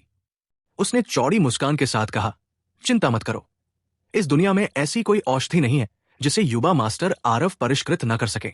शार्क वन की नजरें स्तब्ध थी, लेकिन उसे यह भी एहसास हुआ कि आरव के रसायन विद्या के मानक वाकई बहुत ऊंचे थे, इतने ऊंचे कि वो कल्पना भी नहीं कर पा रहा था। एक चक्कर लगाकर आरव एक दुकान पर रुका। पेड़ की जड़ों के एक छोटे से टुकड़े ने उसका ध्यान खींचा। दुकान पर दो लोग इस समय अंतहीन झगड़ रहे थे। बूढ़े अद्भुत, तुम गलत हो। पिछली बार हम सहमत हुए थे, कुंडलित ड्रैगन स्पिरिट रूट के बदले में एस्ट्रल हेवनली सोल पिल। अब तुम अदलाबदली नहीं कर रहे हो, इसका क्या मतलब है? एक मार्शल आर्टिस्ट ने ऊंची आवाज में चिल्लाया। स्टॉल मालिक अद्भुत भाव शून्यता से बोला, कुंडलित ड्रैगन स्पिरिट रूट की कीमत, मुझे लगता है कि आप भी इससे वाकिफ हैं। मैंने आपको पिछली बार बताया था कि सबसे कम कीमत मध्यम श्रेणी की एस्ट्रल हेवनली सोल पिल है, लेकिन आप जो लाए हैं वो निम्न श्रेणी की है। आप कैसे चाहते हैं कि मैं इसे आपके साथ बदल दूं? बूढ़े अद्भुत, एस्ट्रल हेवनली सोल पिल एक रहस्यमय श्रेणी की औषधीय गोली है। इसे परिष्कृत करना इतना आसान कैसे हो सकता है? क्या लोगों के लिए मध्यम श्रेणी की गोली चाहना मुश्किल नहीं हो रहा है? मार्शल आर्टिस्ट ने अपना चेहरा कानों तक लाल करते हुए कहा। बूढ़े अद्भुत ने उस व्यक्ति को एक नजर देखा और ठंडे स्वर में कहा, बदलाव न करने का मतलब है आदान प्रदान न करना। क्या ऐसा हो सकता है कि आप अभी भी जबरदस्ती लेन देन करवाना चाहते हैं? क्लावम, 9 फिनिक्स द्वीप के नियम मत भूलना। नियमों का जिक्र करते ही क्लावम तुरंत सिकुड़ गया। इस 9 फिनिक्स द्वीप के नियम थे कि किसी को जबरदस्ती लेन देन न कराया जाए, नहीं किसी की हत्या की जाए और नहीं उसका सामान जब्त किया जाए। पता चलने पर तुरंत मौत की सजा सुना दिया जाता था। हालांकि यहां कई शक्तिशाली लोग थे, लेकिन कोई भी रब्बी की शक्ति के स्तर तक पहुंचने में सक्षम नहीं था। पीक वॉइड मिस्टिक ऐसा नहीं था जिसे कोई भी हासिल कर सके। आरव बहुत देर तक बगल में खड़ा देखता रहा।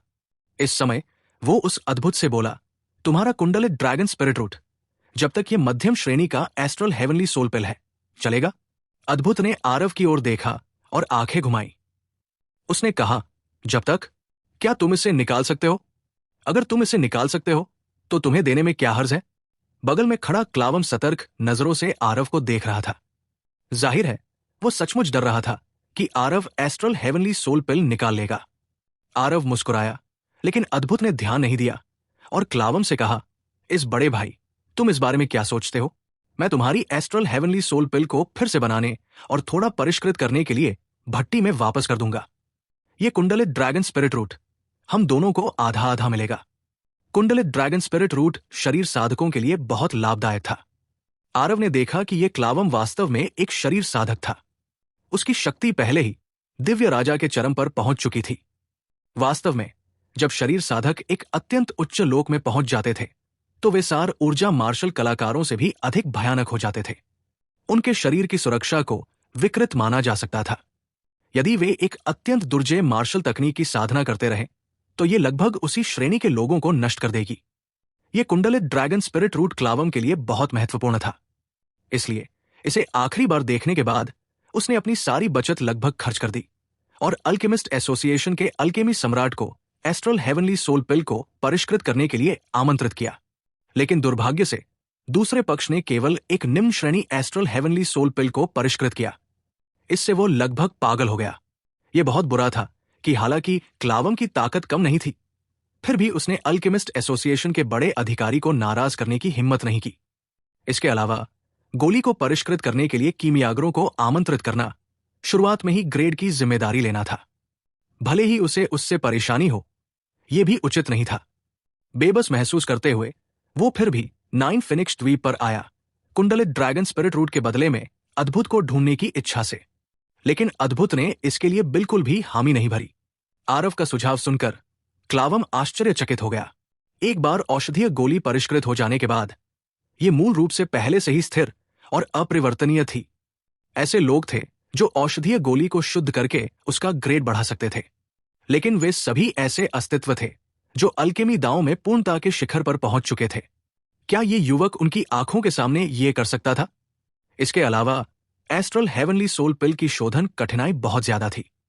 शुद्धिकरण की कठिनाई तो और भी अकल्पनीय थी। श्रेणी बढ़ाने की चाहत में यह लगभग असंभव कार्य था। युवक, मजाक मत करो। मुझे पता है कि तुम लोग बहुत ताकतवर हो, लेकिन गोली शोधन की बात गैरजिम्मेदाराना ढंग से नहीं कही जा सकती। एस्ट्रल हेवनली सोल पिल का शुद्धिकरण शायद अल्केमिस्ट एसोसिएशन के वाइस चित्रंजन भी नहीं कर सकते। बेहतर होगा कि तुम इसे भूल जाओ। क्लावम जी ने असहाय होकर अपना सिर हिलाया और कहा, भले ही ये एक निम्न श्रेणी की एस्ट्रल हेवनली सोल पिल थी, इसे बेचने के लिए बाहर ले जाने पर भी काफी पैसे मिल सकते थे। अगर वो आरव को इसे बर्बाद करने देता तो उसे कोई फायदा नहीं होता। किनारे से अद्भुत ठंडेपन से देखता रहा और कुछ नहीं बोला, लेकिन उसने आरव को घृणा से भरी नजरों से देखा। शीर्ष 9वीं श्रेणी की औषधि गोली को शुद्ध करना, क्या यह बकवास नहीं थी? इस समय यहां के शोरगुल ने कई लोगों को अपनी ओर आकर्षित किया और सभी ने आरव के प्रति अपनी घृणा का उपहास किया। हालांकि गिरधर ने अत्यंत शक्तिशाली शक्ति का प्रदर्शन किया था, लेकिन गोलियों का शोधन एक ही झटके में संभव नहीं था। औषधीय गोलियों को शुद्ध करना भ्रूण को शुद्ध करने से कई गुना ज्यादा मुश्किल है। इस बदमाश ने सचमुच ये कहने की हिम्मत की। इस तरह की गैरजिम्मेदाराना बातें उसने सचमुच शेखी बघारने की हिम्मत की। ये बदमाश शायद किसी एकांत प्रिय सुपरगुड का युवा स्वामी है, जिसने कुछ दिनों की कीमिया सीखी है और सचमुच खुद को असाधारण समझता है। शीर्ष 9वीं श्रेणी की औषधि गोली को शुद्ध करना, अल्केमिस्ट एसोसिएशन के हेड करुणाकर भी ये शेखी बघारने की हिम्मत नहीं करेंगे, है ना? आप उसके हाव भाव देखिए। कोई तो ये भी सोचेगा कि औषधीय गोलियों को शुद्ध करना सब्जियों को भूनने जैसा है। इस व्यापार मेले में औषधीय गोलियों का मामला बेहद संवेदनशील था। आसपास और देखने वाले लोगों में अलग अलग स्तर के कीमियागरों की कमी नहीं थी। वे सभी जानते थे कि उच्चतम श्रेणी की 9 औषधीय गोलियों को शुद्ध करना किसी रहस्यमयी श्रेणी की औषधीय गोलियों को शुद्ध करने से भी ज्यादा मुश्किल है। इस तरह की बात का बखान करना आसान नहीं था। आरव की उम्र बहुत कम थी। इतनी उम्र में ऐसा कैसे हो सकता है? इन लोगों के उपहास पर आरव ने अनसुना कर दिया, लेकिन उसने क्लावम से कहा, यह कैसा रहेगा? तुम्हारी ये औषधीय गोली तो वैसे भी बेकार है, तो इसे मुझे क्यों नहीं बेचते? कैसा रहेगा? लेकिन इसे मुझे बेचने के बाद ये कुंडलित ड्रैगन स्पिरिट रूट, तुम्हें अपना हिस्सा नहीं मिलेगा। क्लावम के हाव भाव बदल गए और उसके चेहरे पर अनायास ही संघर्ष का भाव उभर आया। उसे सचमुच समझ नहीं आ रहा था कि आरव का आत्मविश्वास कहां से आया, लेकिन आरव के चेहरे पर भाव बहुत शांत थे, मानो उसने सब कुछ पहले से ही सोच रखा हो। एक घटिया स्पिरिट की दवा, भले ही वो टियर 9 स्पिरिट की दवा ही क्यों न हो, उसकी कीमत निश्चित रूप से उसकी लगाई हुई पूंजी से कहीं ज्यादा थी। आखिरकार क्लावम ने दांत पीसते हुए मानो अपना मन बना लिया हो। आरव को दवा की गोली देते हुए उसने कहा, यह बूढ़ा आज पूरी ताकत लगा रहा है, इसे निखारो। अगर यह खराब हो जाए तो इसे ऐसे समझो जैसे ये बूढ़ा इन कुछ दशकों से व्यर्थ मेहनत कर रहा है। अगर तुम सफल होते हो तो इसका 2 हिस्सा होगा। उसके इस फैसले ने सभी को बहुत बड़ा झटका दिया। इसके बाद बाढ़ के पानी जैसा ताना मारा गया, बूढ़े क्लावम, तुम्हारा ये जुआ थोड़ा बड़ा है। भले ही ये एक निम्न श्रेणी की एस्ट्रल हेवनली सोल पिल हो, लेकिन इसकी कीमत कम से कम 5 करोड़ उच्च श्रेणी के हेवन एसेंस क्रिस्टल जितनी है। अगर ये खराब हो गई तो एक पैसा भी नहीं बचेगा। हाँ, इस लड़के के बाल भी पूरे नहीं बढ़े हैं। उसे कीमिया आती है या नहीं, ये एक सवाल है। तुम सच में जुआ खेलने की हिम्मत कर रहे हो? हाँ, बूढ़े क्लावम, अगर तुम्हें ये औषधीय गोली नहीं चाहिए तो इसे सीधे मुझे क्यों नहीं दे देते? क्लावम ने सबको घूर कर कहा, इस बूढ़े की औषधीय गोली, ये बूढ़ा इससे खुश है, तुम सबको क्या फर्क पड़ता है? लेकिन आरव ये सुनकर हंस पड़ा। क्लावम के हाथों से औषधीय गोली लेते हुए उसने कहा, बहुत ही समझदारी भरा फैसला। निश्चिंत रहो, मैं तुम्हें निराश नहीं करूंगा। धमाका, एक जोरदार धमाका। सबके सामने 30,000 किलो का एक औषधीय हंडा प्रकट हुआ। ड्रैगन आभा। आरव के ड्रैगन रक्त स्तर के लगातार बढ़ने के साथ ड्रैगन की शक्ति भी लगातार बढ़ती गई। ये ड्रैगन शक्ति एक ऐसा अस्तित्व था जिसे उस समय दिव्य कलाकृति में प्रवेश करने के लिए केवल एक कदम की आवश्यकता थी। इसकी शक्ति अथाह थी। जब सभी ने इस ड्रैगन की शक्ति को पहचाना तो वे तुरंत हंसे बिना नहीं रह सके। आरव ने एक शब्द भी नहीं कहा। सबके सामने उन्होंने चंदन ज्वाला का प्रयोग किया और शुद्धिकरण शुरू कर दिया। एस्ट्रल हेवनली सोल पिल। बहुत जल्द उन लोगों के चेहरों पर उपहास विस्मय में बदल गया। आरव की शोधन विधि अत्यंत गहन थी। भले ही वे कीमिया नहीं जानते थे, फिर भी वे उसे देखकर आश्चर्य में डूब गए। जो लोग कीमिया जानते थे वे तो और भी ज्यादा हैरान हो गए। आरव का कीमिया दांव स्तर उनसे 100 गुना ज्यादा शक्तिशाली था। ये एक महान गुरु की शैली थी।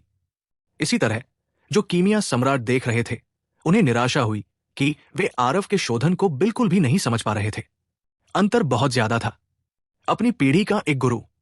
ये युवक निश्चित रूप से अपनी पीढ़ी का एक कीमियादाव गुरु था। इस समय वे अपने दिलों में अतुलनीय रूप से आश्वस्त थे। लगभग 2 घंटे बाद आरव ने सार अग्नि एकत्र की। औषधि की गोली बन गई।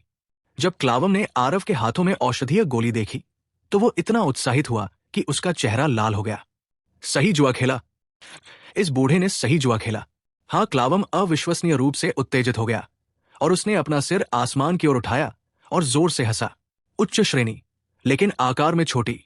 हालांकि इसके औषधीय प्रभाव की तुलना वास्तविक उच्च श्रेणी की गोली से नहीं की जा सकती, लेकिन मध्यम श्रेणी की तुलना में यह पर्याप्त से भी ज्यादा होनी चाहिए। कैसा है? आरव ने उच्च श्रेणी की एस्ट्रल हेवनली सोल पिल को पार कर लिया, जो कि सामने एक आकार छोटी थी, क्योंकि पहले शोधन के दौरान कई घटक पहले ही नष्ट हो चुके थे। आरव इसे हवा से प्रकट भी नहीं कर पाया, लेकिन आरव के भट्टी में वापस लौटने और फिर से गढ़ने के बाद औषधीय गोली की शुद्धता एक श्रेणी से ज्यादा उच्च थी और यह पहले ही उच्च श्रेणी तक पहुंच गई। बस इतना था कि औषधीय प्रभाव निश्चित रूप से वास्तविक उच्च श्रेणी की तुलना में काफी कमजोर था। कांप उठा। अभी वो जागा और स्तब्ध नजरों से आरव की ओर देखा। अब तक उसे इस पर विश्वास करने की हिम्मत नहीं हुई थी। ओ बिल्कुल, ने धीरे से कहा, तो ये कुंडलित ड्रैगन स्पिरिट रूट, ये युवा गुरु इसे ले जा रहा है। आरव ने लापरवाही से औषधीय गोली अद्भुत की ओर फेंक दी। अपना हाथ बढ़ाकर और उसे पकड़कर उसने कुंडलित ड्रैगन स्पिरिट रूट को हवा में फेंक दिया। उसने लापरवाही से इशारा किया। तलवार की ऊर्जा की एक धार उस कुंडलित ड्रैगन स्पिरिट रूट की ओर चली और उसे सीधे 2 भागों में विभाजित कर दिया। बूढ़े क्लावम, ये तुम्हारा है। आरव ने कुंडलित ड्रैगन स्पिरिट रूट का आधा हिस्सा क्लावम की ओर फेंक दिया, जबकि उसने बाकी आधा हिस्सा अलग रख दिया। यह कुंडलित ड्रैगन स्पिरिट रूट भी आरव के लिए बहुत महत्वपूर्ण था। उसकी दैहिक शक्ति मध्य चरण स्तर 9 से अंतिम चरण की अड़चन में अटकी हुई थी। उसके दैहिक क्षेत्र के लगातार ऊपर उठने के साथ आदिम ड्रैगन अस्थि की शक्ति का अवशेष पहले से ही कम होता जा रहा था। आखिरकार इस आदिम ड्रैगन अस्थि ने 10 लाख से ज्यादा वर्षों का अनुभव किया था। शक्ति पहले ही बहुत कम हो चुकी थी। आरव की साधना को अब तक पूरी तरह से सहारा दे पाना ही उसकी सीमा थी। इस समय आरव के लिए देह शरीर में सफलता पाना केवल बाहरी शक्ति पर निर्भर रहने के अलावा और कुछ नहीं था। लेकिन आरव के लिए यह कोई बड़ी समस्या नहीं थी। उसके हाथ में कई गोलियों के नुस्खे थे जो सभी शरीर साधकों के उपयोग के लिए थे। इस अर्धखंड कुंडलित ड्रैगन स्पिरिट रूट के साथ आरव को पूरा विश्वास था कि वो टियर 9 के अंतिम चरण में पहुंच जाएगा। क्लावम को कुंडलित ड्रैगन स्पिरिट रूट मिला और वो अतुलनीय रूप से रोमांचित था। जो पहले खोया था उसे वापस पाने का ये एहसास वाकई अद्भुत था। हालांकि ये केवल अर्धखंड था। अगर उसके सामने ये युवक न होता तो न केवल उसे अर्धखंड भी नहीं मिलता, बल्कि उसे बहुत बड़ा नुकसान भी होता। आरव के प्रति उसके मन में केवल कृतज्ञता ही शेष थी। गुरुजी, इस क्लावम की आंखें तो थी, लेकिन वो पहले देख नहीं पाता था और उसने गुरुजी की बात का खंडन किया। गुरुजी, कृपया बुरा न माने। क्लावम ने आरव को प्रणाम किया और कहा। आरव मुस्कुराते हुए बोला, मैंने तुम्हारे कुंडलित ड्रैगन स्पिरिट रूट का आधा हिस्सा छीन लिया है। मुझे उम्मीद है कि तुम बुरा नहीं मानोगे। सच कहूं तो आरव को इस बार बिना कुछ जोखिम में डाले कुछ हासिल हुआ माना जा रहा था, लेकिन उसके परिष्कार के बिना उन तीनों में से किसी को भी कोई लाभ नहीं मिल सकता था। दुकानदार को गोली मिल गया, आरव और क्लावम को जड़ी बूटी का एक एक हिस्सा मिल गया, लेकिन अब ये एक जीत जीत जीत वाली स्थिति थी। क्लावम ने जल्दी से हाथ हिलाया और कहा, मास्टर बहुत दयालु है। क्लावम की हिम्मत नहीं होगी।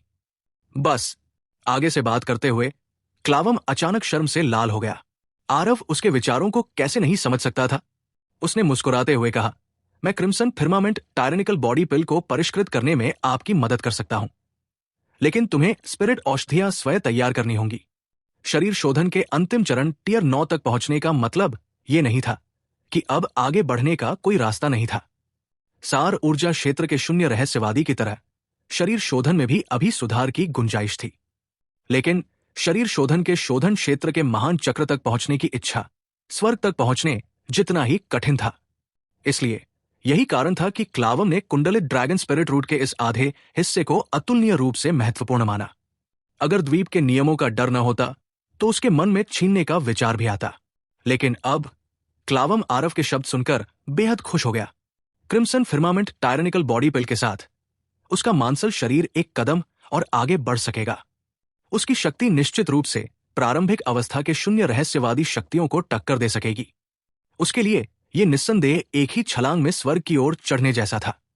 शरीर साधकों के लिए यह कदम उठाना सबसे कठिन था। बिल्कुल, बिल्कुल, धन्यवाद मास्टर, धन्यवाद मास्टर। क्लावम बहुत खुश हुआ और धड़ाम से आरव की ओर घुटनों के बल बैठ गया। इस मुकाबले के बाद आरव को देखते हुए सभी की निगाहें बदल गई। ये युवक तो बिल्कुल ही विचित्र था। ये अच्छी बात थी कि कम उम्र में ही उनका मार्शल दांव छठे स्तर के स्वर्गीय गहन क्षेत्र तक पहुंच गया। उनकी कीमियागिरी की शक्ति वाकई बहुत भयानक थी।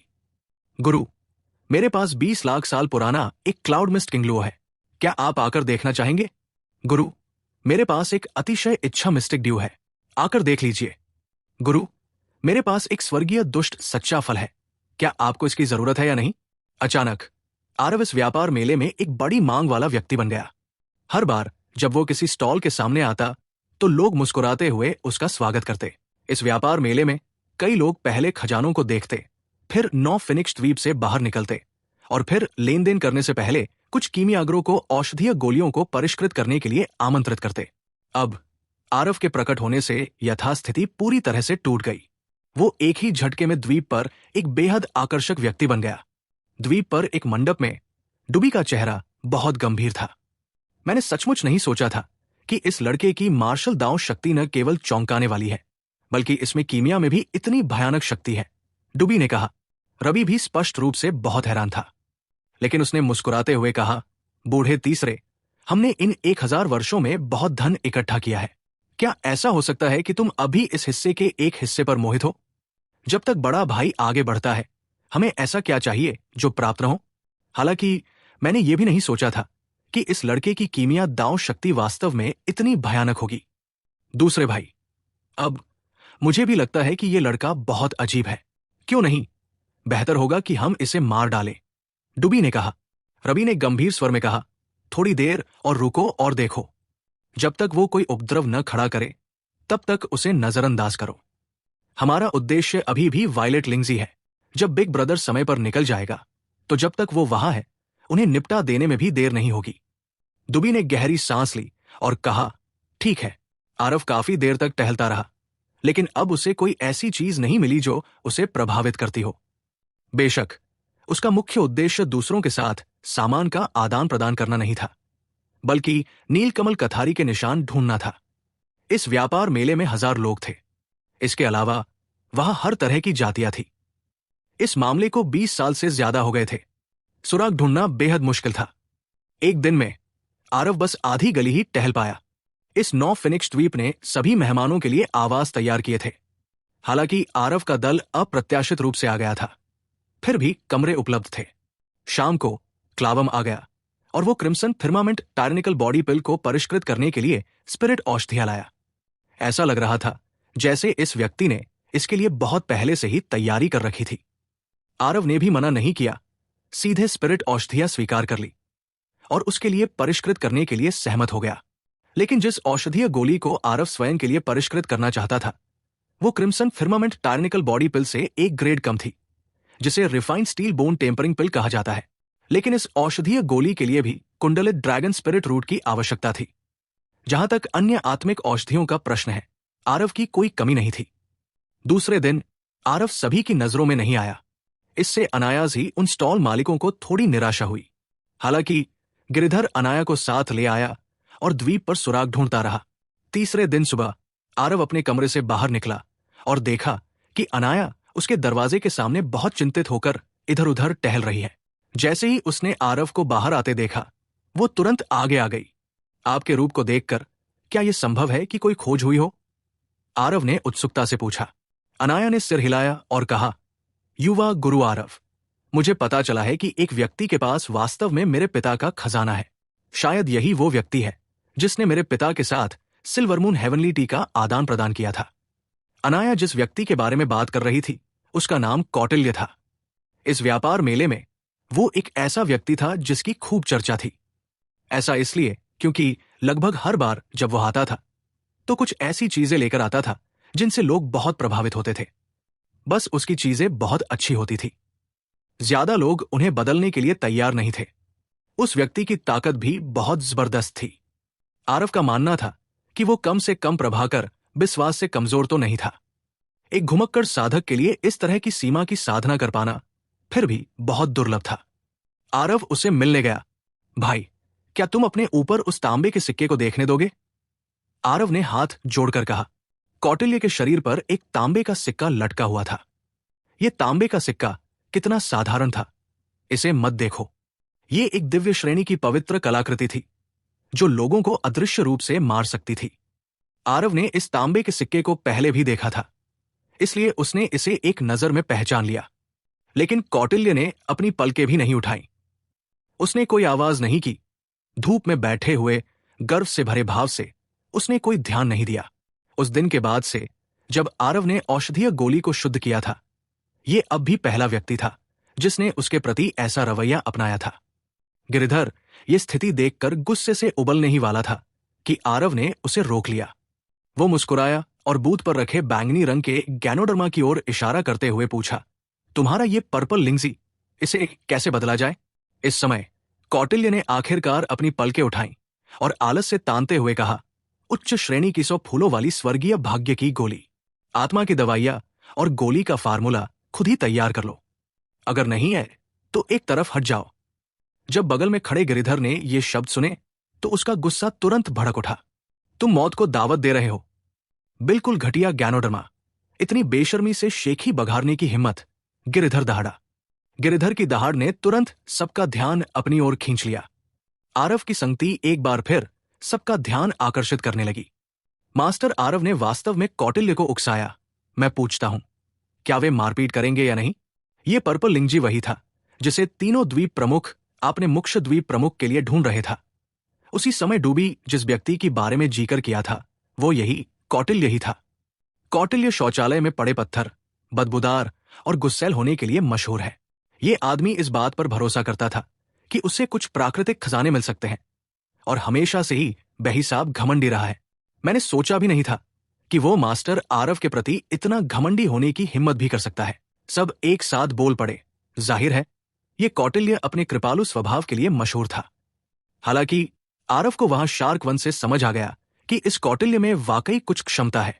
उसे जो चीजें मिली वे इस जगह की सबसे बेहतरीन चीजें थी और वो सिल्वरमून हेवनली टी ठीक 20 साल पहले कौटिल्य के हाथों से ही मिली थी।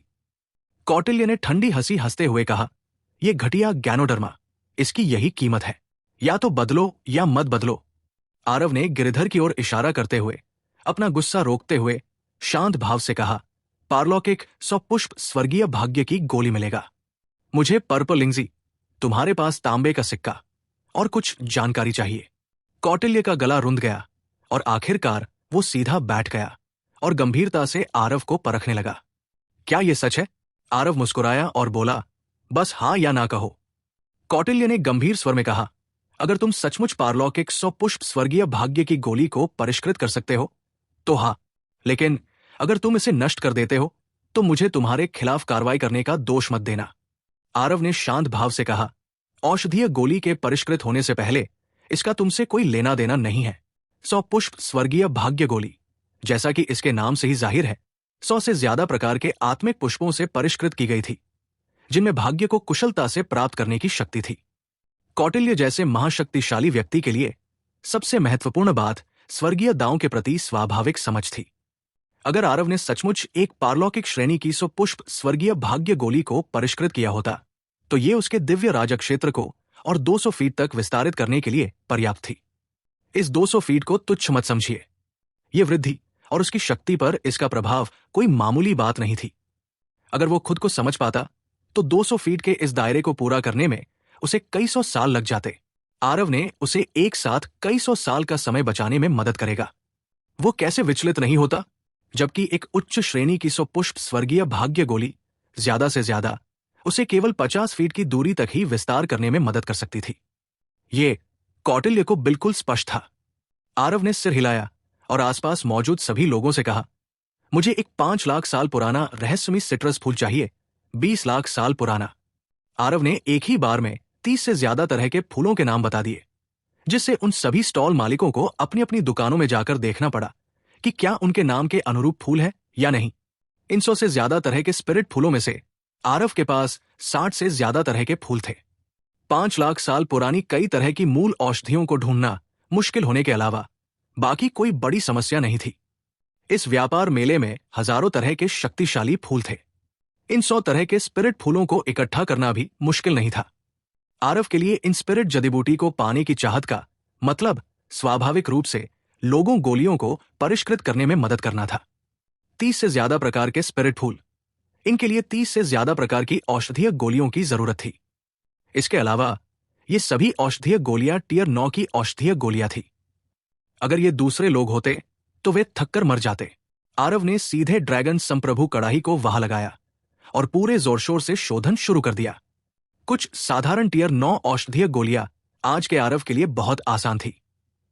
जब तक वो गुणवत्ता का पीछा नहीं करता, वो लगभग 1 घंटे में ही काम पूरा कर सकता था। बेशक फिर भी जो सबसे घटिया गोलियां निकलती थी वे भी उच्च श्रेणी की औषधीय गोलियां ही होती थी। वे लोग आरव की गोली शोधन क्षमता और उत्पादित गोलियों की गुणवत्ता देखकर दंग रह गए। उन्होंने पहले कभी नहीं देखा था कि एक कीमियागर इस तरह गोलियों का शोधन कर सकता है। एक दिन और रात के बाद सभी औषधीय गोलियों का शोधन पूरा हो गया। सब लोग दंग रह गए। आखिर मास्टर आरव जैसा संकी कहां से आ गया? ये कीमिया कला तो मानव स्वर्ग को चुनौती दे रही है। हाँ, अल्केमिस्ट एसोसिएशन की हेड करुणाकर उससे भी कमतर है ना? मेरी तो एक पारलौकिक औषधीय गोली है। मुनाफा, बड़ा मुनाफा। जिन स्टॉल मालिकों के पास स्पिरिट के जड़ी बूटी नहीं थे, वे बस दूसरों को पूरी तरह से भरकर लौटते हुए ईर्ष्या भरी नजरों से देखते रह गए। इतनी उच्च तीव्रता का शोधन और फिर भी वो इतनी उच्च गुणवत्ता वाली गोली को परिष्कृत कर सकते थे। ये कीमिया कला तो स्वर्ग को चुनौती दे रही थी। यहां तक कि कौटिल्य, जिसकी आंखें उसके सिर के ऊपर थी, भी इस समय मुंह खोले हक्का बक्का होकर देख रहा था। बाकी बातों की तो बात ही छोड़ दें तो इस 100 फूलों वाली स्वर्गीय भाग्य गोली के लिए जरूरी 100 प्रकार के स्पिरिट फूल इकट्ठा करना ही बहुत मुश्किल था। उसने खुद 10 साल से ज्यादा समय तक खोज की और सिर्फ 30 से 40 प्रकार ही इकट्ठा कर पाया। लेकिन आरव ने सिर्फ 1 दिन का समय लगाया और 30 से ज्यादा तरह के स्पिरिट फूल इकट्ठा कर लिए। अगर वो खुद स्पिरिट औषधि इकट्ठा कर पाता तो वो आरव को खुद स्पिरिट औषधियां देने के लिए कहने जैसा शब्द भी नहीं कहता। इससे लोगों के पास कहने के लिए शब्द नहीं बचे। तुम्हें सिर्फ 30 से ज्यादा तरह के स्पिरिट फूल चाहिए थे। क्या ऐसा हो सकता है? कौटिल्य ने आगे बढ़कर थोड़ा हिचकिचाते हुए पूछा। आरव ने हल्की मुस्कान के साथ कहा, बिल्कुल सही। बाकी स्पिरिट जड़ी बूटी मेरे पास सब है। हिस, कल सुबह मैं तुम्हें 100 फूलों वाली स्वर्गीय भाग्य की गोली को परिष्कृत करने में मदद करूंगा। बात खत्म करके आरव इठलाते हुए चला गया और सबको हैरानी से देखता रह गया। लगातार दिन रात शोधन करने के कारण आरव का खर्च भी बहुत ज्यादा था। रहस्यमय श्रेणी की औषधीय गोलियों को परिष्कृत करना टियर 9 की औषधीय गोलियों को परिष्कृत करने से बिल्कुल अलग था। आरव को स्वाभाविक रूप से अपनी स्थिति को अच्छी तरह से समायोजित करना पड़ा। आरव को पीछे से देखकर कौटिल्य की निगाहें चमक उठीं। आरव के इस प्रदर्शन ने उसे अचानक से थोड़ा और आत्मविश्वास दिया। शायद वो सचमुच एक पारलौकिक श्रेणी की 100 फूलों वाली स्वर्गीय भाग्य की गोली को परिष्कृत कर सकता था। 9 फिनिक्स द्वीप पर ज्यादातर स्टॉल मालिक अपना व्यवसाय बंद करके आरव को गोलियां परिष्कृत करते देखने आए। छठे स्तर का स्वर्गीय गहन क्षेत्र रहस्यमय श्रेणी की औषधीय गोलियों को परिष्कृत कर रहा था। यह बिल्कुल एक बड़ी खबर थी। मास्टर आरव वाकई अद्भुत है। रहस्यमय श्रेणी की गोलियों को परिष्कृत करने की ऊंचाई तक पहुंच गए हैं। लेकिन क्या इस रहस्यमय श्रेणी की औषधीय गोली को रैंकों को छोड़कर परिष्कृत किया जा सकता है? मैंने सच में इसके बारे में पहले कभी नहीं सुना। अगर पहले होता तो मुझे लगता कि मास्टर आरव शेखी बघा रहे हैं, लेकिन अब मैं इसका बेसब्री से इंतजार कर रहा हूं।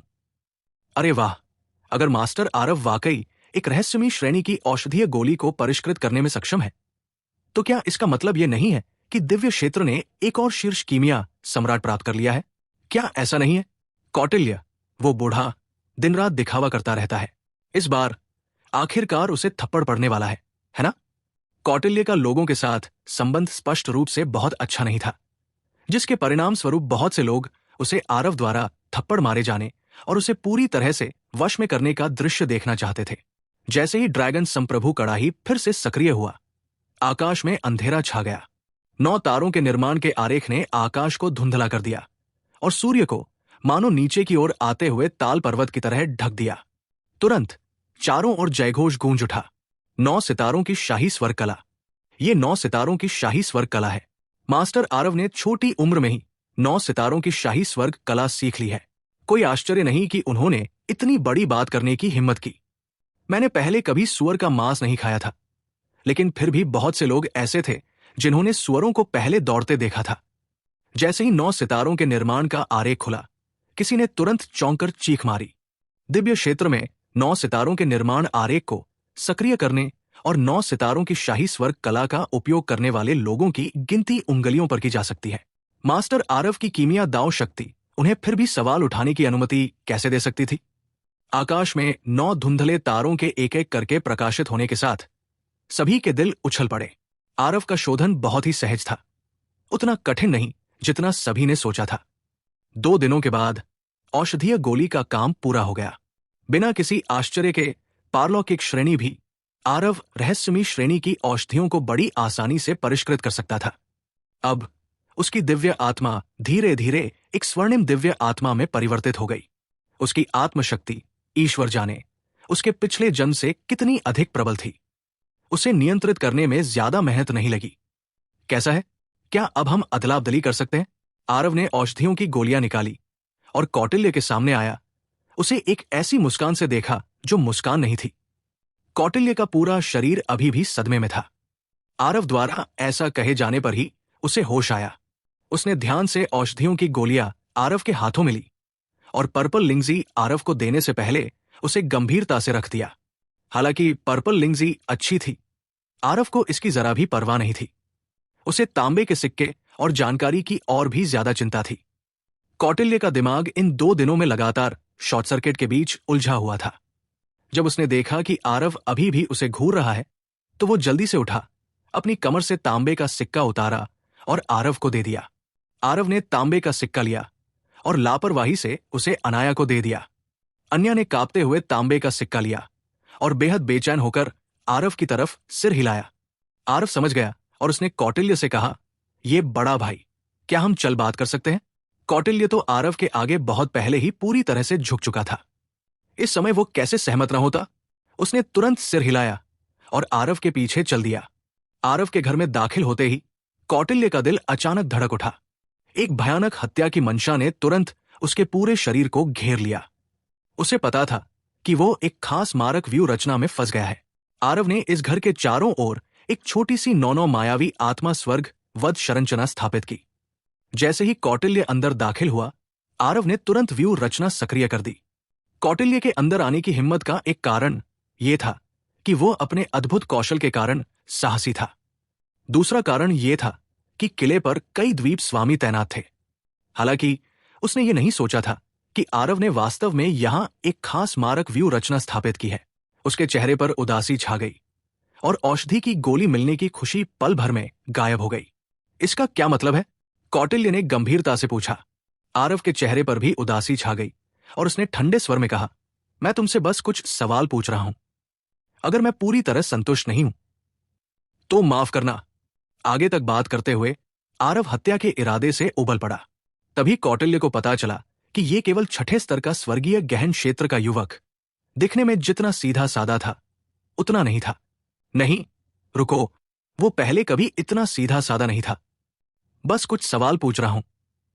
क्या इतनी बड़ी लाइनअप बनाने की जरूरत है? सीधे पूछ लो, क्या नहीं चलेगा? कौटिल्य ने शांत होने का नाटक करते हुए कहा। लेकिन आरव की हत्या की मंशा जरा भी कम नहीं हुई और उसने ठंडे स्वर में कहा, करीब 20 साल पहले क्या कोई रहस्यमयी मार्शल आर्टिस्ट था जिसने तुम्हारे हाथों से सिल्वर मून हेवनली टी खरीदी थी? दरअसल कौटिल्य के मन में बहुत पहले से ही कुछ अनुमान थे और वह जानता था कि आरव उस तांबे के सिक्के के मालिक को निशाना बना रहा है। उसने तुरंत सिर हिलाया और कहा, सच में ऐसा ही मामला था। तो तुम्हारे हाथों से सिल्वर मून हेवनली टी के बदले में वो कहा गया? आरव ने उदास होकर पूछा। उस तांबे के सिक्के को देखने के बाद से ही आरव को शक था कि कहीं कौटिल्य ने नीलकमल कथरी पर चुपके से हमला तो नहीं कर दिया और सिल्वर मून हेवनली टी फिर से अपने पास रख ली। कौन जानता था कि कौटिल्य ने ठंडे स्वर में कहा, वो व्यक्ति गुप्त और रहस्यमयी था। वो अपनी पहचान भी नहीं बताना चाहता था। लेन देन खत्म होने के बाद वो 9 फिनिक्स द्वीप से चला गया। मुझे कैसे पता चलेगा कि वो कहाँ गया? आरव की भौहें थोड़ी सिकुड़ गई और उसने पूछा, तुम्हें यकीन है कि वो चला गया? कौटिल्य ने दुखी भाव से कहा, वो व्यक्ति गुप्त और रहस्यमयी था, लेकिन उसकी शुरुआती चाल साहसिक और स्पष्ट थी।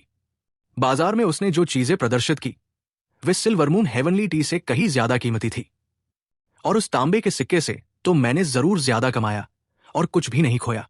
अगर तुम्हें मेरी बात पर यकीन नहीं है तो चलो लड़ लेते हैं। इतनी बकवास क्या है? इस कौटिल्य का व्यक्तित्व बहुत ही असामाजिक और संकी था। द्वीप पर बहुत से लोग उसे पसंद नहीं करते थे। अगर उसकी ताकत इतनी जबरदस्त न होती और उसमें खजाने खोजने की क्षमता न होती तो उसे कब का लोगों से दूर कर दिया गया होता। जब आरव ने यह सुना तो उसके चेहरे पर भाव हल्के हो गए और उसने अचानक कहा, तो क्या तुम्हें पता है कि इस द्वीप पर लोग अक्सर लापता होते हैं या नहीं? दरअसल आरव का कौटिल्य के प्रति संदेह बहुत ज्यादा नहीं था। उसका एकाकी व्यक्तित्व इस तरह का काम करने से घृणा करता था, बल्कि इन कुछ द्वीप स्वामियों के प्रति आरव के मन में संदेह था। ऐसा व्यापार मेला बहुत उचित लग रहा था। यह तो बस सबके लिए एक व्यापारिक स्थल उपलब्ध करा रहा था, लेकिन गहराई से सोचने पर क्या यह जगह वास्तव में खजानों की सुरक्षा के लिए ही बनाई गई थी? उस रबी की ताकत इतनी जबरदस्त थी, अगर उसके मन में कोई कुटिल विचार आते तो यह बहुत आसान था। लेकिन ऐसा लग रहा था कि हालांकि इस जगह में कई नए लोग शामिल हुए थे, लेकिन वे पुराने चेहरे अभी भी यहां थे। सभी ने इन कुछ द्वीप स्वामियों के प्रति अपनी सतर्कता बहुत पहले ही कम कर दी थी। दरअसल वे इन द्वीप स्वामियों के प्रति आभारी भी हो सकते थे। आखिरकार यहां से अपने मनचाहे खजाने पाने वाले और इस तरह आगे बढ़ने वाले लोग तो बहुत थे। हे, मैं समझ रहा हूं तुम्हारा क्या मतलब है। बिल्कुल सही। इस द्वीप पर लोग आते जाते रहते हैं।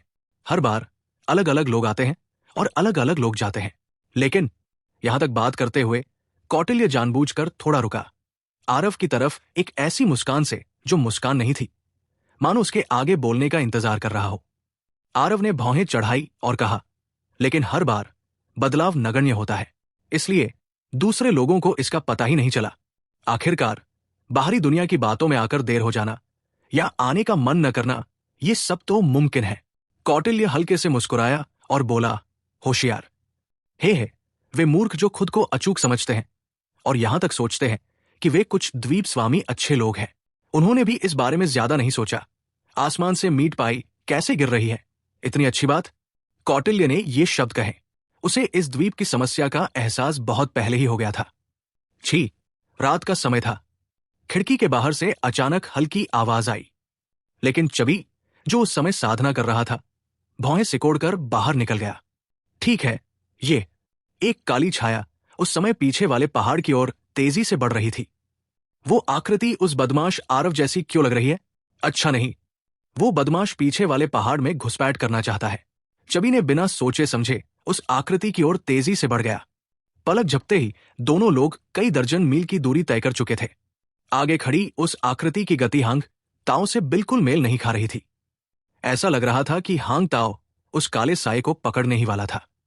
उसके मुंह के कोनों पर एक तिरस्कार भरी मुस्कान तैर गई और वह चिल्लाया, रुको। आगे खड़ी वो आकृति रुक गई और खुद को पीछे मुड़ने से रोक नहीं पाई।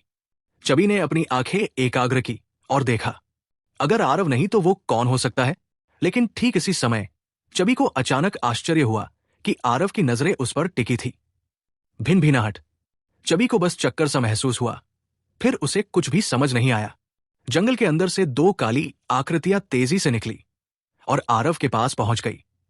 ये गिरधर और कौटिल्य ही थे। चबी का स्तब्ध रूप देखकर कौटिल्य खुद को रोक नहीं पाया और आरव को एक भयावह नजर से देखा और आश्चर्य से बोला, युवा भाई आरव के तरीके सचमुच अंतहीन धाराओं में प्रकट होते हैं। ये चबी वैसे भी एक शून्य रहस्यवादी महाशक्ति है। वास्तव में इसमें आपकी दिव्य आत्मा के प्रहार का प्रतिकार करने की जरा भी शक्ति नहीं है। आरव मुस्कुराया और बोला, तुच्छ चालें, खुद को मूर्ख बना लिया। कौटिल्य के कोने थोड़े से हिले, लेकिन उसने कुछ और नहीं कहा। इस तरह का तरीका वो नहीं था जो तुच्छ चालें ये दो शब्द कर सकते थे। अभी कुछ देर पहले आरव ने एक दिव्य आत्मा का प्रहार और सन मून पुतली का एक साथ प्रयोग किया, जिससे चबी तुरंत वश में हो गया। चबी से निपटने के लिए कौटिल्य ने सुझाव दिया। उसने कहा कि ये चबी तीनों द्वीप स्वामियों में सबसे दुस्साहसी है। उसकी शक्ति भी सबसे कमजोर है। अगर वो किसी चीज के बारे में पूछताछ करना चाहता तो उसे पकड़ना सबसे आसान था। लेकिन कौटिल्य ने कभी सपने में भी नहीं सोचा होगा कि आरव इतनी आसानी से चबी को वश में कर लेगा। वो इस समय तुलना कर रहा था कि अगर आरव उस पर अचानक इस तरह घात लगाकर हमला कर दे तो क्या वो पूरी तरह से सुरक्षित बच पाएगा या नहीं। जवाब था, बिल्कुल भी भरोसा नहीं। आरव चबी के सामने आया और मुंह खोलकर बोला, मैं तुमसे पूछता हूं, 20 साल से भी ज्यादा पहले नाइन फिनिक्स द्वीप पर एक रहस्यमय व्यक्ति था जिसने सिल्वर मून हेवनली टी के बदले में कुछ लिया था। क्या तुम्हें पता है कि वो कहाँ गया? या आरव की वर्तमान आत्मशक्ति ने, जब वो पूरी तरह से अनजान था, एक दिव्य आत्मा का आक्रमण किया, जिससे चबी की दिव्य आत्मा को तुरंत गंभीर चोटें आईं। फिर शन मून पुतली की मायावी कला के साथ चबी को नियंत्रित करना आसान हो गया। बेशक ऐसा इसलिए भी हुआ क्योंकि चबी ने रवि की बातों को बिल्कुल भी गंभीरता से नहीं लिया और आरव को बहुत कम आंका। अगर यह डूबी होता तो निश्चित रूप से ऐसा नहीं होता। चबी पहले से ही आरव के नियंत्रण में था और लकड़ी की तरह जवाब दिया, पता है, उसने सिल्वर मून हेवनली टी के बदले में उसे बदल दिया था और फिर वो तुरंत ट्रैंक्विल सन सिटी लौटना चाहता था और रास्ते में मैंने उसे मार डाला, सिल्वर मून हेवनली टी छीन ली। ये शब्द सुनकर आरव का दिल जोर से धड़क उठा। दुख नामक एक भावना ने तुरंत उसके सीने में भर दिया। हालांकि वो बहुत पहले से जानता था कि नीलकमल कोठारी में भयावह संभावनाएं होंगी, फिर भी उसके दिल की गहराइयों में आशा की एक किरण बाकी थी। शायद नीलकमल कथारी को सिर्फ बंद कर दिया गया था, शायद। हालांकि अब और शायद नहीं था। जब इस हत्यारे चबी ने व्यक्तिगत रूप से यह कहा, हालांकि आरव बहुत पहले से मानसिक रूप से तैयार था, फिर भी उसका दिल बेवजह दुख रहा था। मेरी गहरी संवेदनाएं, महामहिम, गिरिधर ने सांत्वना दी। जब से वो आरव का अनुसरण कर रहा था, तब से आरव को इतना शोकाकुल देखना उसके लिए पहली बार था। इस समय आरव का शरीर कांप रहा था। स्पष्ट रूप से वो अत्यधिक क्रोधित था। इस समय दुख का सीना पहले से ही घृणा में बदल चुका था। वो इस चबी को धूल में मिला देना चाहता था। थोड़ी देर बाद ही आरव थोड़ा शांत हुआ। उसने गंभीर दृष्टि से पूछा, तुम लोगों ने सिल्वर मून हेवनली टी क्यों छीनी? चबी, जो मायावी कला के जाल में फंस गया था, आरव के क्रोध से पूरी तरह बेखबर था। उसने फिर भी आरव के प्रश्न का उत्तर लकड़ी की तरह दिया। बड़े भाई को अप्रत्याशित रूप से एक प्राचीन गोली का सूत्र प्राप्त हो गया, जिसके लिए कई 10 लाख वर्ष पुरानी आत्मा औषधियों की आवश्यकता थी। इसलिए बड़े भाई ने ये योजना सोची, नाइन फिनिक्स द्वीप पर एक व्यापार मेला लगाने की, जहां सभी लोग व्यापार के लिए इकट्ठा होंगे। इस तरह हम वो आत्मा औषधियां इकट्ठा कर पाएंगे। मौजूदा आरव पहले से ही गुस्से से पागल था। ये कुछ लोग बेईमान और विकृत थे जो आत्मा औषधियां इकट्ठा करने के लिए इस तरह का तरीका अपना रहे थे। किसी भी तरह उनके लिए आत्मा औषधियां ढूंढने वाले दूसरे लोग थे। जब वे लेन देन करके बाहर जाते तो ये कुछ लोग अपनी ताकत का फायदा उठाकर चुपके से इन व्यापारियों को मार डालते। मैं तुमसे फिर पूछता हूं, इन 1000 सालों में तुम लोगों ने कितने लोगों को मारा है? आरव ने अपने दांतों के बीच से ये कुछ शब्द लगभग निचोड़ लिए। पहले गिनती नहीं की थी, शायद 1000 लोग मिले होंगे। चबी बेखबर था और उसने सब कुछ उगल दिया। गिरिधर और कौटिल्य ने एक दूसरे को देखा। दोनों ने एक दूसरे की आंखों में आश्चर्य देखा। अनजाने में इन 1000 सालों में 1000 लोग अनजाने में ही मर चुके थे। कौटिल्य भी 100 सालों से इस व्यापार मेले में हिस्सा ले रहा था। उसे भी अंदाजा नहीं था कि इस व्यापार मेले में इतने सारे लोग मारे जाएंगे।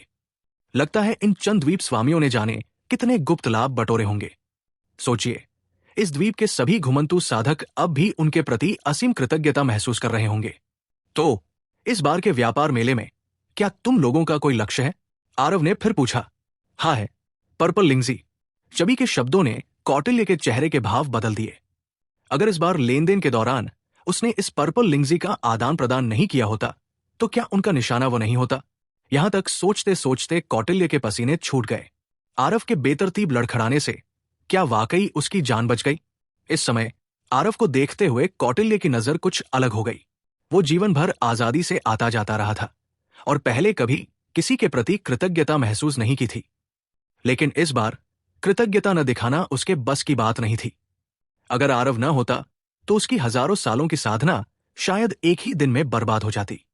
ठीक है, मैं तुमसे एक आखिरी सवाल पूछता हूं। तुम्हारा बड़ा भाई, द्वीप का स्वामी, आखिर वो कौन है?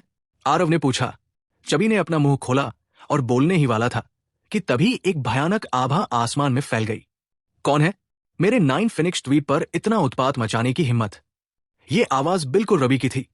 ऐसा लग रहा था जैसे आरव के उस भयानक क्रोध ने पहले ही रवि को सचेत कर दिया था। हालांकि इससे कोई फर्क नहीं पड़ता था। ये युद्ध अपरिहार्य था। स्विश, एक साफ सुथरा वार। चबी का सिर उसके धड़ से अलग हो गया। ऐसा माना जाता है कि उसने अपने इस पुराने दोस्त नीलकमल कथरी का बदला लिया था। हालांकि उसने चबी को मार डाला था, फिर भी आरव के दिल का क्रोध जरा भी कम नहीं हुआ। ये चबी तो बस मारने की एक मशीन था। असली अपराधी अभी भी द्वीप का स्वामी ही था। वो आज ये देखने वाला था कि ये द्वीप का स्वामी कैसा इंसान है। चौथा भाई, एक भयानक गर्जना गूंजी। रवि ने संयोग से चबी के सिर को उसके धड़ से अलग होते हुए देखा। आरव, हमारे 9 फिनिक्स द्वीप को तुमसे न तो कोई दुश्मनी है और न ही कोई दुश्मनी। तुमने मेरे चौथे भाई को मारने की हिम्मत की। तुम यहां मौत ढूंढ रहे हो। रवि चीखी। आरव ने रवि को एक ऐसी मुस्कान से देखा जो मुस्कान नहीं थी और कहा, कोई दुश्मनी नहीं और नहीं कोई दुश्मनी, है ना? आरव, मैं तुम्हें मार डालूंगा। रवि ने अपना दिव्य राजक्षेत्र पूरी तरह से खोल दिया। भयानक जल तलवार की एक धार सीधे आरव पर वार करने लगी। बस गिरिधर उसे ये मौका कैसे दे सकता था? 4 समुद्रों पर उछलते हुए ड्रैगन ने जल तलवार की इस धार को पकड़ लिया और रवि से टकरा गया। इसी समय दुबी भी दौड़कर आया। बच्चा, तुमने मेरे चौथे भाई को मारने की हिम्मत की। मैं तुम्हें खत्म कर दूंगा, दुबी ने गुस्से से दहाड़ते हुए कहा। लेकिन आरव उसकी तरफ देखने को भी तैयार नहीं था और कौटिल्य से बोला, ये आदमी तुम्हारे लिए छोड़ा दिया जाएगा। कोई दिक्कत तो नहीं होनी चाहिए, है ना? कौटिल्य ठिठक गया और सिर हिलाकर बोला, कोई बात नहीं। इस जगह पर मुख्य द्वीप स्वामी और रवि के अलावा अभी तक कोई ऐसा व्यक्ति नहीं है जो मुझे डरा सके। आरव ने सिर हिलाकर कहा, तो फिर अच्छी बात है। बात खत्म करके आरव ने तुरंत अपने पैर उठाए और पीछे वाले पहाड़ की ओर चल पड़ा। दुबी को कौटिल्य ने रोक लिया, लेकिन यह दृश्य देखकर उसके मुंह के कोनों पर उपहास के भाव उभर आए और उसने कहा, बदमाश, क्या तुम सच में हमारे 9 फिनिक्स द्वीप को आसानी से गूंथने लायक समझते हो? छी छी छी। अचानक 5 आकृतियां प्रकट हुई जिन्होंने आरव को कसकर घेर लिया। ये 5 लोग असल में शून्य रहस्य क्षेत्र के महाशक्तियां थे। आरव ने इन 5 लोगों को पहले भी देखा था। वे सभी व्यापार मेले में आए लोग थे। स्पष्ट रूप से ये शतरंज के वे मोहरे थे जिन्हें उन्होंने उन लोगों के बीच छिपा रखा था। ये दृश्य देखकर कौटिल्य के चेहरे के भाव एकदम बदल गए, लेकिन गिरिधर ने अपनी गर्दन भी नहीं घुमाई। गिरिधर का वो शांत भाव देखकर रवि का दिल अनायास ही धड़क उठा और उसने मन ही मन सोचा कि ये अच्छा नहीं है। मार डालो, 5 महान शून्य रहस्यवादी शक्तियों ने तुरंत अपने दिव्य राजक्षेत्र खोल दिए और आरव की ओर धावा बोल दिया। हालांकि तलवार की भयानक रोशनी की 5 किरणें चमकी और फिर फीकी पड़ गई। 5 लोगों की आवाजें अचानक बंद हो गई। भीषण युद्ध की तपिश में डूबी कौटिल्य की चाल से लगभग घायल ही हो गई। वो इस दृश्य को देखकर अचंभित रह गया। तुरंत काट दिया। छठे स्तर के स्वर्गीय गहन क्षेत्र ने वास्तव में 5 शून्य रहस्यवादी शक्तियों को तुरंत मार गिराया। हालांकि इन 5 की शक्ति शून्य रहस्यवादी की शुरुआत में ही थी। शून्य रहस्यवादी ही था। स्वर्गीय गहन क्षेत्र के मार्शल कलाकार उनसे निपटने में सक्षम नहीं थे। दरअसल कौटिल्य के हृदय में जो आघात लगा वो डूबी की तुलना में जरा भी कम नहीं था। अगर उसे ज्यादा आघात न लगा होता तो वो पहले वाला प्रहार पहले ही सफल हो चुका होता। उसने सचमुच नहीं सोचा था कि आरव की मार्शल दांव शक्ति वास्तव में इतनी दुर्जेय थी। और अभी अभी आई वो तलवार भी एक दिव्य कलाकृति। ये बिल्कुल दिव्य कलाकृति थी। गिरिधर के अलावा आकाश की ओर उठती हुई विशाल लहरें सभी के हृदय में हलचल मचा रही थी। बाहर घूमते हुए इन लोगों ने दिव्य क्षेत्र की घटनाओं के बारे में कमोबेश सुना था। दक्षराज द्वारा कब्जा करने और पुनर्जीवित होने, एक दिव्य कलाकृति प्राप्त करने और दिव्य क्षेत्र की ओर वापस लौटने की खबर उन्होंने कुछ हद तक सुनी थी। तब उनकी आंखों के सामने इस युवक की पहचान लगभग निश्चित हो गई। कौटिल्य को गहरा सदमा लगा। अब उसे पता चला कि आरव की कीमियागिरी इतनी अद्भुत क्यों थी। आरव ने 5 लोगों को मार डाला। उसकी आकृति तेजी से आगे के पहाड़ की ओर बढ़ रही थी। रास्ते में आरव को कई शक्तिशाली प्रतिबंधों का सामना करना पड़ा, लेकिन ये प्रतिबंध उसके लिए धूल उड़ाने जितना आसान थे। थोड़ी देर में आरव एक गुफा में पहुंच गया। गुफा के अंदर से एक आकृति धीमे कदमों से बाहर निकली, लेकिन उसके चेहरे पर एक भयानक मुखौटा था। यह व्यक्ति निश्चित रूप से वही महान सिर वाला द्वीप स्वामी था। आरव की भौहें थोड़ी सिकुड़ गई। इस व्यक्ति ने उसे बहुत खतरनाक एहसास दिलाया। स्पष्ट रूप से वो रवि से भी ज्यादा शक्तिशाली था। आरव अपने उत्कृष्ट कौशल के बल पर इस तथ्य पर भरोसा करते हुए कि उसके पास बेहतर टेलीपोर्टेशन की कला थी, पकड़ में आ गया था। वो सीधे अंदर घुस गया। जब उस व्यक्ति ने, जो अभी अभी आया था, आरव को देखा तो उसने अनजाने में ही एक गहरी सांस ली और कहा, इसकी क्या जरूरत है? तुम खुली सड़क पर चलो और मैं अपने इकलौते लकड़ी के पुल पर चलूंगा। तुम और मैं अपनी अपनी गलियों में रहो और अपने अपने काम से काम रखो, लेकिन तुम मुझे उकसाने पर अड़े हो। आरव की भौहें और भी सिकुड़ गई और उसने मुंह खोलकर कहा, क्या तुम मुझे जानते हो? दूसरे पक्ष के शब्दों का अर्थ सुनकर ऐसा लगा जैसे वो उससे पूरी तरह परिचित था, और अनजाने में ही आरव को झटका लगा। हु, अगर पता है तो क्या हुआ, अगर नहीं पता तो क्या हुआ? पर्पल लिंग्जी को पीछे छोड़ दो और तुरंत 9 फिनिक्स द्वीप छोड़ दो। मैं तुम्हें बाहर निकलने का रास्ता बता सकता हूं, रहस्यमय व्यक्ति ने कहा। लेकिन आरव ये सुनकर ठंडे स्वर में मुस्कुराया और बोला, हे, तो क्या तुम्हें लगता है कि मैं तुम्हारे कहे अनुसार करूंगा या नहीं? ऐसा मत करो और तुम मर जाओगे। मुख्य द्वीप स्वामी ने उदासीनता से कहा।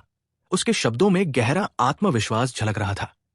बेशक उसमें भी आत्मविश्वास की ताकत थी, लेकिन आरव के चेहरे पर एक अजीब सा भाव आ गया और उसने कहा, तुमने ही इस व्यापार मेले की योजना बनाई थी और इतने सारे मार्शल आर्टिस्टों को अपने लिए खजाना इकट्ठा करने के औजार बना दिया।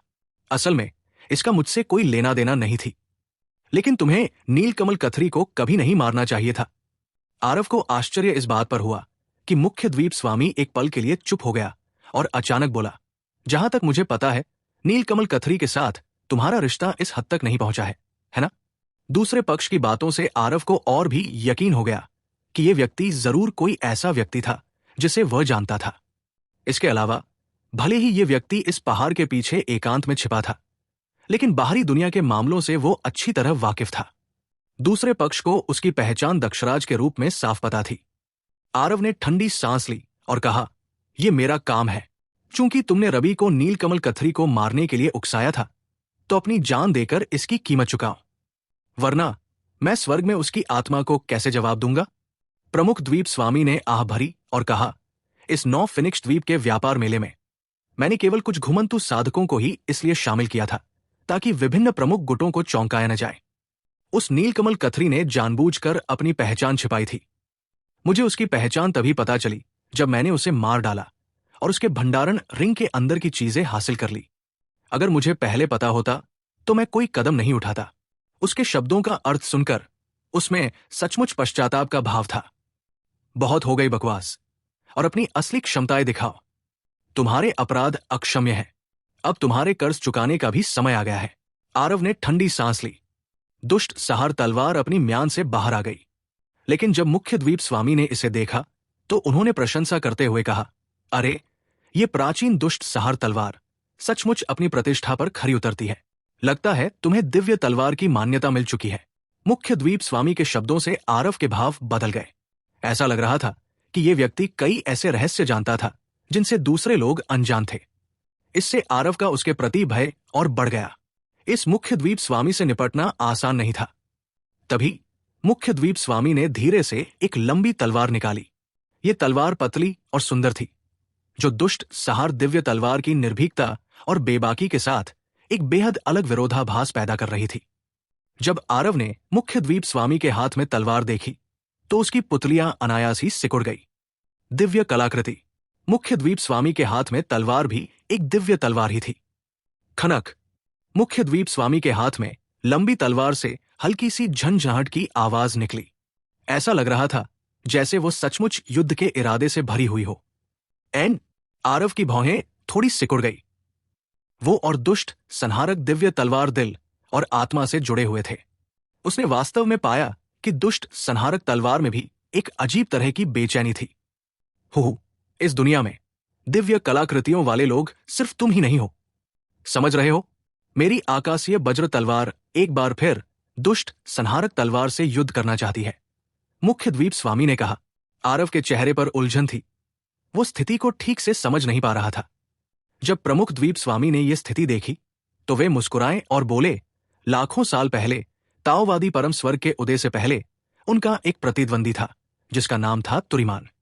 तुरीमान तलवार का दीवाना था। उसका आजीवन लक्ष्य परम स्वर्ग को हराना था। लेकिन दुर्भाग्य से उसके और परम स्वर्ग के बीच की खाई बढ़ती ही गई और दोनों के बीच दूरियां बढ़ती गई। अंततः घृणा ने उसे निगल लिया और उसकी मृत्यु हो गई। इस जन्म में मुझे तुरीमान की विरासत मिली। इस बार फिर से दुष्ट संहारक तलवार का सामना करते हुए क्या आपको लगता है कि वो उदासीन रहेगी है और उत्तेजित नहीं होगी?